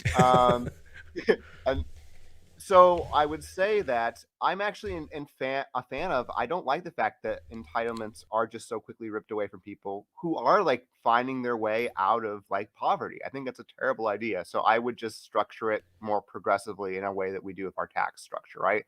It still allows some incentives so that if you are finding a job where you're making more money, you're still going to make more money at the end. So what I'm hearing is You taper it out. yeah, taper it you out. can double dip, but it tapers out. Like if you make 100,000, you get less. Yeah. And, okay, but here's my next question. As a finance guy, let's say I own a rental apartment complex, and I know most of the people in my apartment complex are of lower income, and I know now they're double dipping. They're getting 50,000 from the government just straight on cash, and plus they're getting a job. You know what I'm going to do? I'm going to raise rents next month, or when their lease expires. I'm going to raise it because I know they can afford it. Do you think that's going to happen? Yeah, and this is the worry about inflation Yes. and just in general. Yes. These are things that people who are so compassionate and loving towards poor people don't think about. I think more people think about it than you realize. Well, I yeah. feel like Well, you do liberals, because you're smart. liberals are not new to the notion of inflation, Doug. I hate to break it to you. But let's be face it. People in general, whether you're left or right, tend to be on the stupid side when it comes to financial stuff, and they don't think about that. The price of Big Mac could go up. The price of your rent could go up. If you start implementing universal basic income, right now the Fed is fighting as hard as it can. Well, it's fighting hard to reduce inflation. Universal basic income is not going to help that. Yeah, I mean, right Yes, now but would we probably be a tax- harder time than most times to try to implement this stuff, right? That's the point. Let's say we tax the rich more, like Roosevelt did, right? Right. That would reduce inflation, wouldn't it? Okay, great point. Great question. And I'm on record as saying I'm willing to go back to 70% tax rates for the top bracket if we remove the social programs and go back to that era as well. I'm willing to make that compromise. But here's the problem. If we made the top tier marginal rate 99% and got rid of all loopholes and everything, and they actually started paying 99% on the money they make, let's say after the first million, you realize that's going to have no impact on things like the deficit. The deficit's so incredibly high right now. I mean, you could that's just because our deficit's ridiculous. I don't know what we can do, period, to help with the right. deficit. And so now, so basically now we're left with, okay, we got this idea of double dipping, universal basic income. The question of who's going to pay for it is now, it's almost irrelevant, because today what we do is we digitize money. We just make it up. We print it. And then this is another reason why we have inflation today. And so what really is taxing the rich makes you feel good, but it's actually not doing anything. Well, we could tax the companies. I mean, one way to reduce inflation, I think, could be wrong, is to tax the companies Okay, more. do you or have something. any, Sean, I don't mean to be rude here, but do you have any idea what percentage of companies, what it is right now compared to individuals, like corporate taxes versus individual taxes? If we had $100, what percentage of that comes from corporation and what percent comes from individuals? I'm not sure. Sorry, I don't know. Yeah, it's like 90-10. It's corporations right now make up a very small percentage of the income coming to Treasury. So let's say we tripled. Let's say we just said, you know what, let's be a socialist nation and take everything that corporations make. Everything. We don't leave them a dime. Whatever profit they make, we take. It's not going to make a dent. It's not going to make a dent. You're going to solve. I heard that the debt. We're talking about the deficit, though. That's the reason why. No, it's not going to make a dent in the deficit. Right. I would say it's a separate. I mean, the deficit has grown due to all sorts of stuff in the past, right? And I would say that. I mean, I'm of the opinion that we will never be able to pay the deficit down. We just won't. Well, no, the debt we won't be able to pay down, but the deficit we could potentially. Oh, you mean just balanced budgets? That's what you're talking about? Yeah. Okay. And I shouldn't say it would make a dent. Like if you tax the rich like 7, 8, yeah, 9%, you could make a dent. You would make a dent, but you would probably still have a deficit. I mean, so in other words, you're still going to be left just printing it. What I would give for a functional Congress, Doug, because I am very sympathetic to balanced budgets. You would just need to run a much more efficient system, and with the amount of disagreement we have and special interests and politicians who cater to different people, the idea that we'll be able to balance the budget, I don't see a lot happening with that for the foreseeable future. Reduce the military spending. I still think we can improve the lives of the citizens of the country otherwise, even though we can't necessarily fix people being people in Congress. There's solutions to this problem, but they're probably all immoral. Yeah, because you're talking about like what Greece had to go through. What did Greece have to go through? Shoot, what's the name of it now that I'm blanking? Default? Oh, you or What? you Default? No. I think you're talking about Greece went through Austerity. austerity. Thank yeah, you. no. I'm talking about something even more immoral. So basically, Recession. I could Depression. fix the whole problems, the deficit problems and the poverty problems in the United States, 90% of it in one fatal swoop. It'd take one generation. War. No, all you do is Actually, that might work. all you have to do is sterilize anybody who needs welfare. So on conditions of getting welfare, let's say you're on welfare for a year. I'm not proposing this. I'm not saying that you should do this, but this would work. You'd probably get rid of. But you know what? You would get rid of. You know what all they're doing in India? You would get rid of cyclic poverty, which makes up a big chunk of poverty. If you said, okay, if you've been on food stamps for more than a year, you can get your universal basic income of 50,000, and heck, let's make it 100,000. But you have to sterilize. That's eugenics now. Yeah, it is. So- It is eugenics. It's a form of eugenics, but it would work. Yeah, I'm not. Yeah, touching well- that. And everybody's uncomfortable with it. But basically, it's forcing people who can't afford to have kids to not have kids. And within one generation, you would remove all. You could Population will go down. You could even do this with crime. You could say, okay, you committed these crimes. You're a third repeat offender. Sterilized. Here's what I would say on this, and I don't know if you know more about this topic than I do. Do you actually know, like, so there's obviously a number of kids that a population needs to have to be able to continue to have that society survive, right? Yeah. And I'm trying to remember do you happen to know what proportion of that kids comes from like people who are below the poverty line? I don't know exactly, but it's a lot. Right. I think I'm not sure on what it is, but here's what I would say is I'm pretty sure that people who are in poverty, I think they have more kids, right? Than Yeah. Oh yeah, definitely. Yeah. Right. So most of our kids are coming from people who are a lot of our kids are coming from people who are below the poverty line, right? So I would say is for practical purposes, you would probably need some sort of incentive structure. Let's Maybe people who are less financially capable for having less kids and ones who are more to be able to have more. Right. So the problem with that idea that I'm proposing is you would have a demographic shift, which could actually kill the country. So what you would have to do to offset that is to highly incentivized, affluent people. And I'm not talking about the rich. I'm just talking people middle class or higher to procreate. So give, instead of like $2,500 a year tax credit, is $25,000.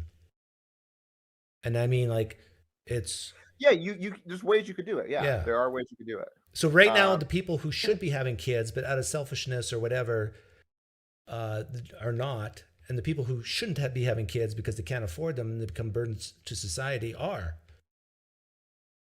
Well, you know what they're doing in Egypt right now? I heard they're paying people to have less kids in Egypt. I just heard it somewhere there. Well, China's having problems because they had the one. China's paying people to have more kids. Yeah, right now. China's basically doing what I'm suggesting now because they screwed up the first time. Yeah, they screwed up really. What they did is they made a blanket one-child only policy. Well, their working population is not meeting up to the demands of their like retiring population. Right. So it's all screwed up. But the thing is, I think we're getting to the point where, because of automation and AI and robots, that I don't know, something has to be done because we're getting to the point where we don't need low-skilled labor anymore. Interesting. So I don't know if it's true. Dalai Lama just posted in the chat that's about 15% of kids who are below the poverty line. So maybe it's not as big as. Yeah, I would have guessed higher. Yeah, so it might not be as big a deal as we think it is. How long it says give all the kids to the rich. Oh yeah, that's not gonna cause problems. Yeah. So, but getting back, I think to original issue you were mentioning about like inflation, and basically the idea is, how are we going to make sure that the money we're giving out isn't just going to do nothing because prices just get raised as a result? So basically it kind of evens out, right? You're getting money, but all the prices go up, so the money isn't helping people, right? But the few empirical studies that have been done, I know they do show that, like, for example, there's a lot of lobbying against like raising the federal minimum wage, for example. because companies know, and we have data on this, that raising the minimum wage does have an effect for people even after adjusting for like. Well, no, I agree with that. I do think that Yeah. inflation won't take all of it away, but then there's this other problem of, okay, let's say I own a McDonald's, and the government wants to raise the minimum wage effectively to 50,000 a year. What is that? That's $25 an hour. And I say, okay, I start crunching numbers. I need 10 people to flip burgers, stand in the front. If I get these kiosks and this robot, it's going to cost me X. Oh, what do you know? The net present value of this investment is lower than these employees. Guess what? You're going to have increasing unemployment. Bye-bye, employees. I don't need you anymore. Right, but they've also done studies on that, if I remember correctly, because there will be unemployment that will happen as a result of it. Yeah. And I think it just seems like a base of it that the pros still seem to outweigh the cons when it comes to these sorts of positions. As far as like the amount of people who get fired isn't nearly as much. It's not like I know, but just automating robots don't everything. get sick. They don't. Right, but They're not going to but sue you automating for stuff isn't sexual easy and harassment. cheap. Right, but automating things isn't always just completely easy and cheap too. I know, so but it's not that's like- changing. It's going to get easier and cheaper Yeah. as time goes on. Like, Right, but if that happens, that's more of a broader question for how we're going to look at labor in the future, anyways. Because if there's people who have skill sets that are suddenly all put out of a job because of automation, then that's just a whole completely different question. That's like, how do we just? No, but How when you do have we- a minimum wage that can actually fulfill everybody's needs, so they're not worried and they can relax. Now you're talking about $25 an hour or more if you're in California and New York, and this puts automation back on the table. This makes it a no-brainer for an employer who says, "I don't want people."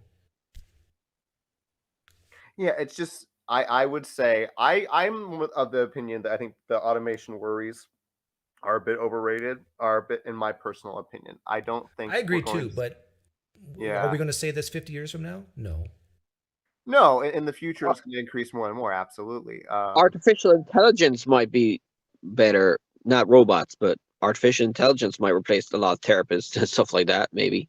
Well, that's if we let it happen, you know what I mean? Like We can maybe stop I it. was playing poker the other night, and my friend Reed recorded some of it using an AI, and it's a transcription type AI. Not only did it perfectly transcribed everything we said, but it knew who said what because of, I guess, the tech on our names attached to our voices. So it could recognize voices to names. It gave us a paragraph summary of what was talked about during that time. I mean, it was fascinating to me. We don't even need court reporters anymore. Like jobs, any type of reporter, you just plop an AI that has a microphone and it can summarize things and tell you who said what. It's amazing. Scary. Do you think humans will let it happen? I mean, we could regulate it. I mean, there's always regulations. It's really hard to stop progress or technology in general. I would be anti. You have to be very careful on the regulations. I think technology is a way to make life better for people, and if we utilize it properly, that's how hopefully our society will get better as a result of it. Like AI could do so many things to help. It's just all a question of what we would do with the people who would be out of a job as a result of Yeah. it. But the resources we'd be in a better place as far as resources are concerned to actually take care of everybody if AI, like at the rate that people are talking about, was the thing. See, I was raised in a way, and this gets back to what we were talking about with universal basic income, is you take away people's meaning for life. Part of life is the struggle to overcome. And then once you do overcome, you go, yes, I did that. You're sounding a little bit like a theist now, Doug. Why? So I would say that, so it's like the problem of evil, right? So the atheist would say is, even if we grant that maybe some sort of struggle might make life meaningful, that doesn't mean that we soul need all building this theodicy. fast- It it doesn't mean we need all this fast, gratuitous Gabe, stuff and suffering. And I would say that struggling to put food on the table and to not be able to have a roof over your head is gratuitous suffering. Okay, number one, the soul building theodicy I've never disagreed with. I actually agree with it. In fact, I would say this is part of the reason why I don't want to go to heaven, because I've been told heaven is perfect, where there's no suffering, no tears, no nothing. I don't like that. I want a goal to overcome. I want a little bit of suffering. Now, gratuitous suffering, this is where you and I disagree. I think the whole Yeah. idea of a young person having to work hard in university, study, then have to work hard to get a job, and then when they reach age 40 or 50 to look back on their life and finally start making good money, saying, this is one of the most fulfilling things in one's life. And unfortunately, a lot of young people listening right now, they're so distraught and they think it's hopeless and mean, and they can't see a way out. If you just keep at it and don't give up, you too will be that person who will look back. And everything's going to work out for everybody, right, Doug? Not for I feel like everybody, it's no. that's right, but my point being is that's obviously one specific pathway, and that's not everyone's story, right? Of course. We can agree on that, right? Of course. There's definitely things that will happen in life, like you get in a car accident and you have a brain injury. I mean, all those dreams are over. But I'm saying that in the United States of America, one of the best countries in the world, that if you work hard, get an education, show up to work on time, and don't have kids you can't afford, you're almost guaranteed a middle-class income. Almost. Yes, but if there's AI in the future, what do you think about all these? We'll have to have universal basic income if there's AI that's going to replace all the jobs. Yeah, but my point those is, high-paying jobs. My point is, then we have to find out as a society how to replace that hope, meaning, and purpose that I'm talking about. That, like, if it becomes like a Star Trek or Star Wars world where nobody really has jobs, and I mean, virtual reality worlds, baby. Like, can we actually play video games all day and be happy? I think well, if it's sufficiently sophisticated, I would say yes. If it starts to feel like the real world. Now, in reality, Doug, I think that tech is still a long way in the works as well. That's why I think this worry about automation, I think for the most part, at least for now, it's a little overblown. It will continue to get worse. I think we're a little too worried about it at the moment. That's my personal take, anyways. Yeah, I think we're still maybe a century. Again, if we're talking about Star Trek, right? You know, they have all those cool gadgets, right, to help give people hope, meaning, and purpose. You know, and even though no one has to struggle to eat, no one has to struggle to have housing, right? But as long as fantasy's on the table, we have great yeah. But I'm old school. Like, I think a little bit of struggle is good. Yeah, I would just say that you can have, like, for example, the struggle to make it, right? To make something of yourself, to have a life that you leave a legacy, right? Become a big artist, create a new technology, make a business, become the biggest business on the in the industry or something like that. Those incentives seem to still be there, and they don't need to require, like, oh, I might end up like losing it all and not having food. I might end up losing it all and not having a roof over my head.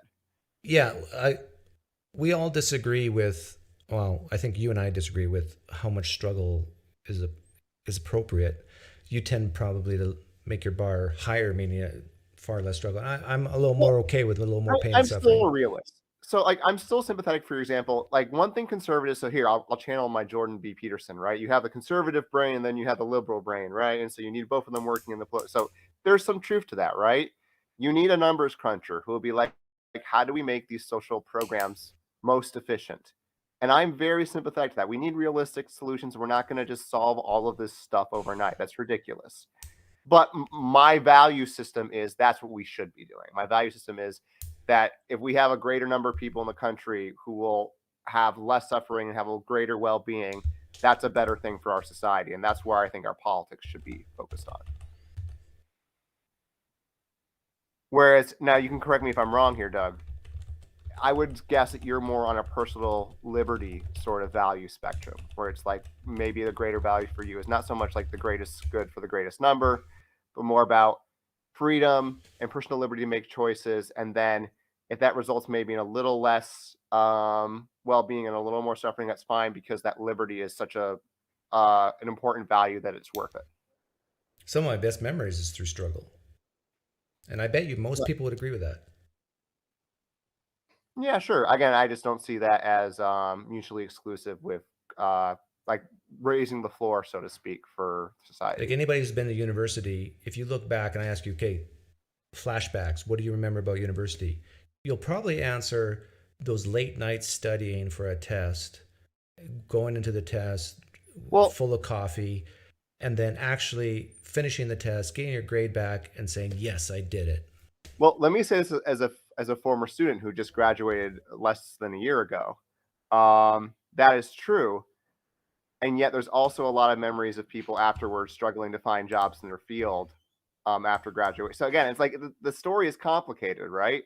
Or how about for people who don't, and they end up having to find those crappy paying jobs because they can't find jobs in their field and stuff. You know, it's a complicated story if you look at everything. But isn't the whole point of politics and life to make life better? Isn't that the whole point of life, is to make life better? I mean, the whole point of technology is to make life better. So I understand why people are afraid of it, because if we have too much luxury, we might. It's that old saying, hard time, no, good times make soft men. I mean, I think that's bullshit. You know what I mean? You what? Yeah, I don't think that's right. I mean, I guess civilization might you haven't collapse met 'cause too many climate guys change. with. You haven't met too many young teenagers with trust funds. Here's what I would say, Yeah. because I really disagree with the whole idea. You know, we're just trying to make people live more luxurious lives. Like, if you go to inner cities today and you look at the level of violence, you look at the levels of drug use, that's a serious problem. And we know that people having a better standard of living decreases those kinds of issues. These are the kinds of things that I'm interested in personally. Okay, now reverse what you just said. Okay. We know, because this is what you said. We know that low standard of living's, higher standard of living decreases drug use. Right? Is that what you said? Yes, higher standard of living. Okay, what would be the decreases reverse of that? Just flip it. So lower standards of living increase drug use. No. Start with the term drug use.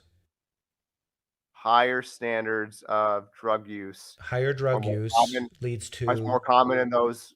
No, higher. Oh, you're trying to reverse the correlation. You're Yeah. saying that higher rates of drug use leads to lower standard of living. See, I'm pretty sure this is the difference between a liberal and a conservative. I'm confident with the data from my view, though. I think the correlation, we have good evidence to think, is the other way. Okay, but this is the difference between a liberal thought and a conservative thought. A conservative is more likely to say, because think of this, you can be a teenager with a trust fund, your parents are worth millions of dollars, but if, let's say, the parents cut you off because you start taking drugs, you're going to have a lower standard of living because you're now a drug, you're a meth addict, whatever. Yeah, there is still some for that. But again, I would say that the bigger correlation is the other way. In fact, we know this for other countries. So you can go to countries, for example, that had, they're like more communist leaning. How can the correlation be the other way when we know, like, is the government, is society sitting next to you when you choose to take that first hit of cocaine? No. Okay. So, right. Well, I was going to give evidence to support what I was thinking for my position. Go to a country like Brazil, for example. Brazil has had a lot of terrible government systems, people in charge in place. And basically, they've had an epidemic of extreme poverty. These terrible little poverty shanty community thingies. They've had to send the military in to make sure that people aren't doing things and stuff. And drug use is rampant. I am telling you, the drug use in those cases is to deal with how shitty life has been because of their government. It wasn't the drug use that caused the government to be shitty and result in like this insane amount of poverty throughout the country. Okay, what did the government do to make them poor? One of the things that is, so it would be in cases of like, so this is where they would clamp down basically on the free market systems that are in place in their country. And so it's basically like it's communistic in the way that these things were happening. So as a result, massive unemployment. It's just completely, I mean, just imagine something like North Korea. Well, I like to hear that. You're basically saying no, I want free market systems in place, Doug. Trust me, I do not want to live under a communist regime. How much you got 10 units of blame. I always love this thought experiment. You got 10 units of blame and you got I don't know, a 16-year-old with some hard narcotics in front of them. They're from like a low income neighborhood and they choose to take that narcotic the very first time. How much level of blame do you put on society out of 10 units and how much do you put on the person? I'm gonna weasel out. Like, I don't think of things in terms of blame like that. I'm more like deterministic. Well, no, when you set up a correlation that what you said earlier, that you think society causes this, it's correlated to this. This is what causes the drug use. Right. This is why I'm asking this question. Right. Well, I think of things in X actions results in X outcomes, X results, right?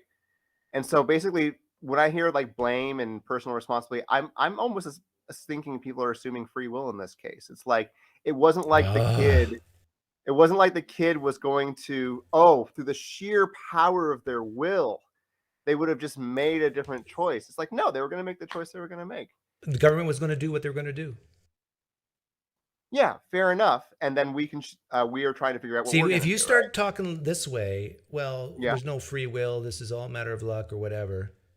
Well, then the conversation's over. Then you can't say anything bad about the government. It is what it is. So, right, but I'm critiquing like a libertarian free will, not the idea that we can't think through our ideas, right? That we can't think through, right? I mean, come on. Do you think I'm weaseling out? Yes, this is a huge weasel out. Okay, so explain how I'm weaseling out, because I don't want to do that. So you're saying how much blame would I put on the person taking the drug versus like the society in general, right? Yeah. So if I think of it as like the amount of, I don't know, causal chains that the person made the person choose versus like what came from the government, like that's the only way I can seem to think of it. Well, then you have to go really scientific, like look into the genetics. Right, exactly. I don't know how to do this. We don't have that information yet. We're not very woke people. I mean, free will is probably not even real. I'm going to see if you guys are consistent in how you answer. Okay. You know that FTX guy who frauded all the investors? Oh yeah, I know what you're talking about. Yeah. How much blame do you put on that guy, and how much do you blame the government? 10 units of blame. How much do I blame him versus how much do I blame the government? Yeah, that's a great question. 70% hit. My feelings lean more towards Sam. Yeah. Whoa! What did you just say? My feelings lean more towards Sam, so I think this is the point. What's this conversation about free will? How come you didn't answer that way? How come you said there was not more variables to take in, like how he was raised? How come you didn't talk about maybe he had some type of mental disorder? Maybe his dad abused him. Why didn't you say those things? Yeah, so gotcha. You got me. All right, so here's what I would say, and you can tell me if you agree or disagree. It's because he's rich and you feel sorry for poor people, and that's why you changed your answer. It's because your compassion blinds you. I will. This is how I think, and you can tell me. And I got to pee so bad, so make it quick. Okay, gotcha. So I tend not to think of things in terms of like blame and like earning or something like that. The way I think of it is, so like criminal justice system, I don't get that idea. It's like, to me, the criminal justice system should be about, is this going to help decrease bad behavior and increase good behavior or not? And that to me should be the sole factor when it comes to criminal justice. And that's the way I think about public policy as well. So I don't really give a shit if we want to blame Sam or if we want to blame the person who takes cocaine. My only question is, what actions are going to reduce the cocaine usage and what actions are going to reduce people from rampant speculation and just complete lack of accountability when it comes to making financial decisions like that? Here. Okay. So I'll give you the. How would you respond? I mean, do you think that that's kind of? No, I can't respond. I got to pee, so I'll give you the last word. Thanks for coming on, guys. All righty, have a good one. All right, thanks. Bye.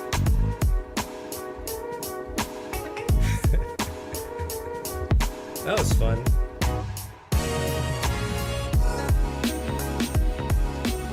Poker. Hey, Gabe, if you play poker, you're welcome. Same with you, Sean, I guess. Actually, no, I don't know you well, Sean. But Gabe, if you want to play poker, it's in 2 hours. Email me. Thank you, Alarin. Alarin? But you notice what happened there with Gabe? It's feel sorry for ism. That's why he answered differently.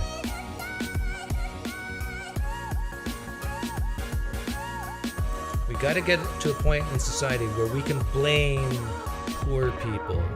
It's okay to blame poor people. They're not perfect. It's okay to blame rich people. It's okay to blame people when they make mistakes. It's a push, it's a pull. It's okay to praise poor people. It's okay to praise rich people. Me as a conservative, I'm blind to these distinctions because I treat people fairly.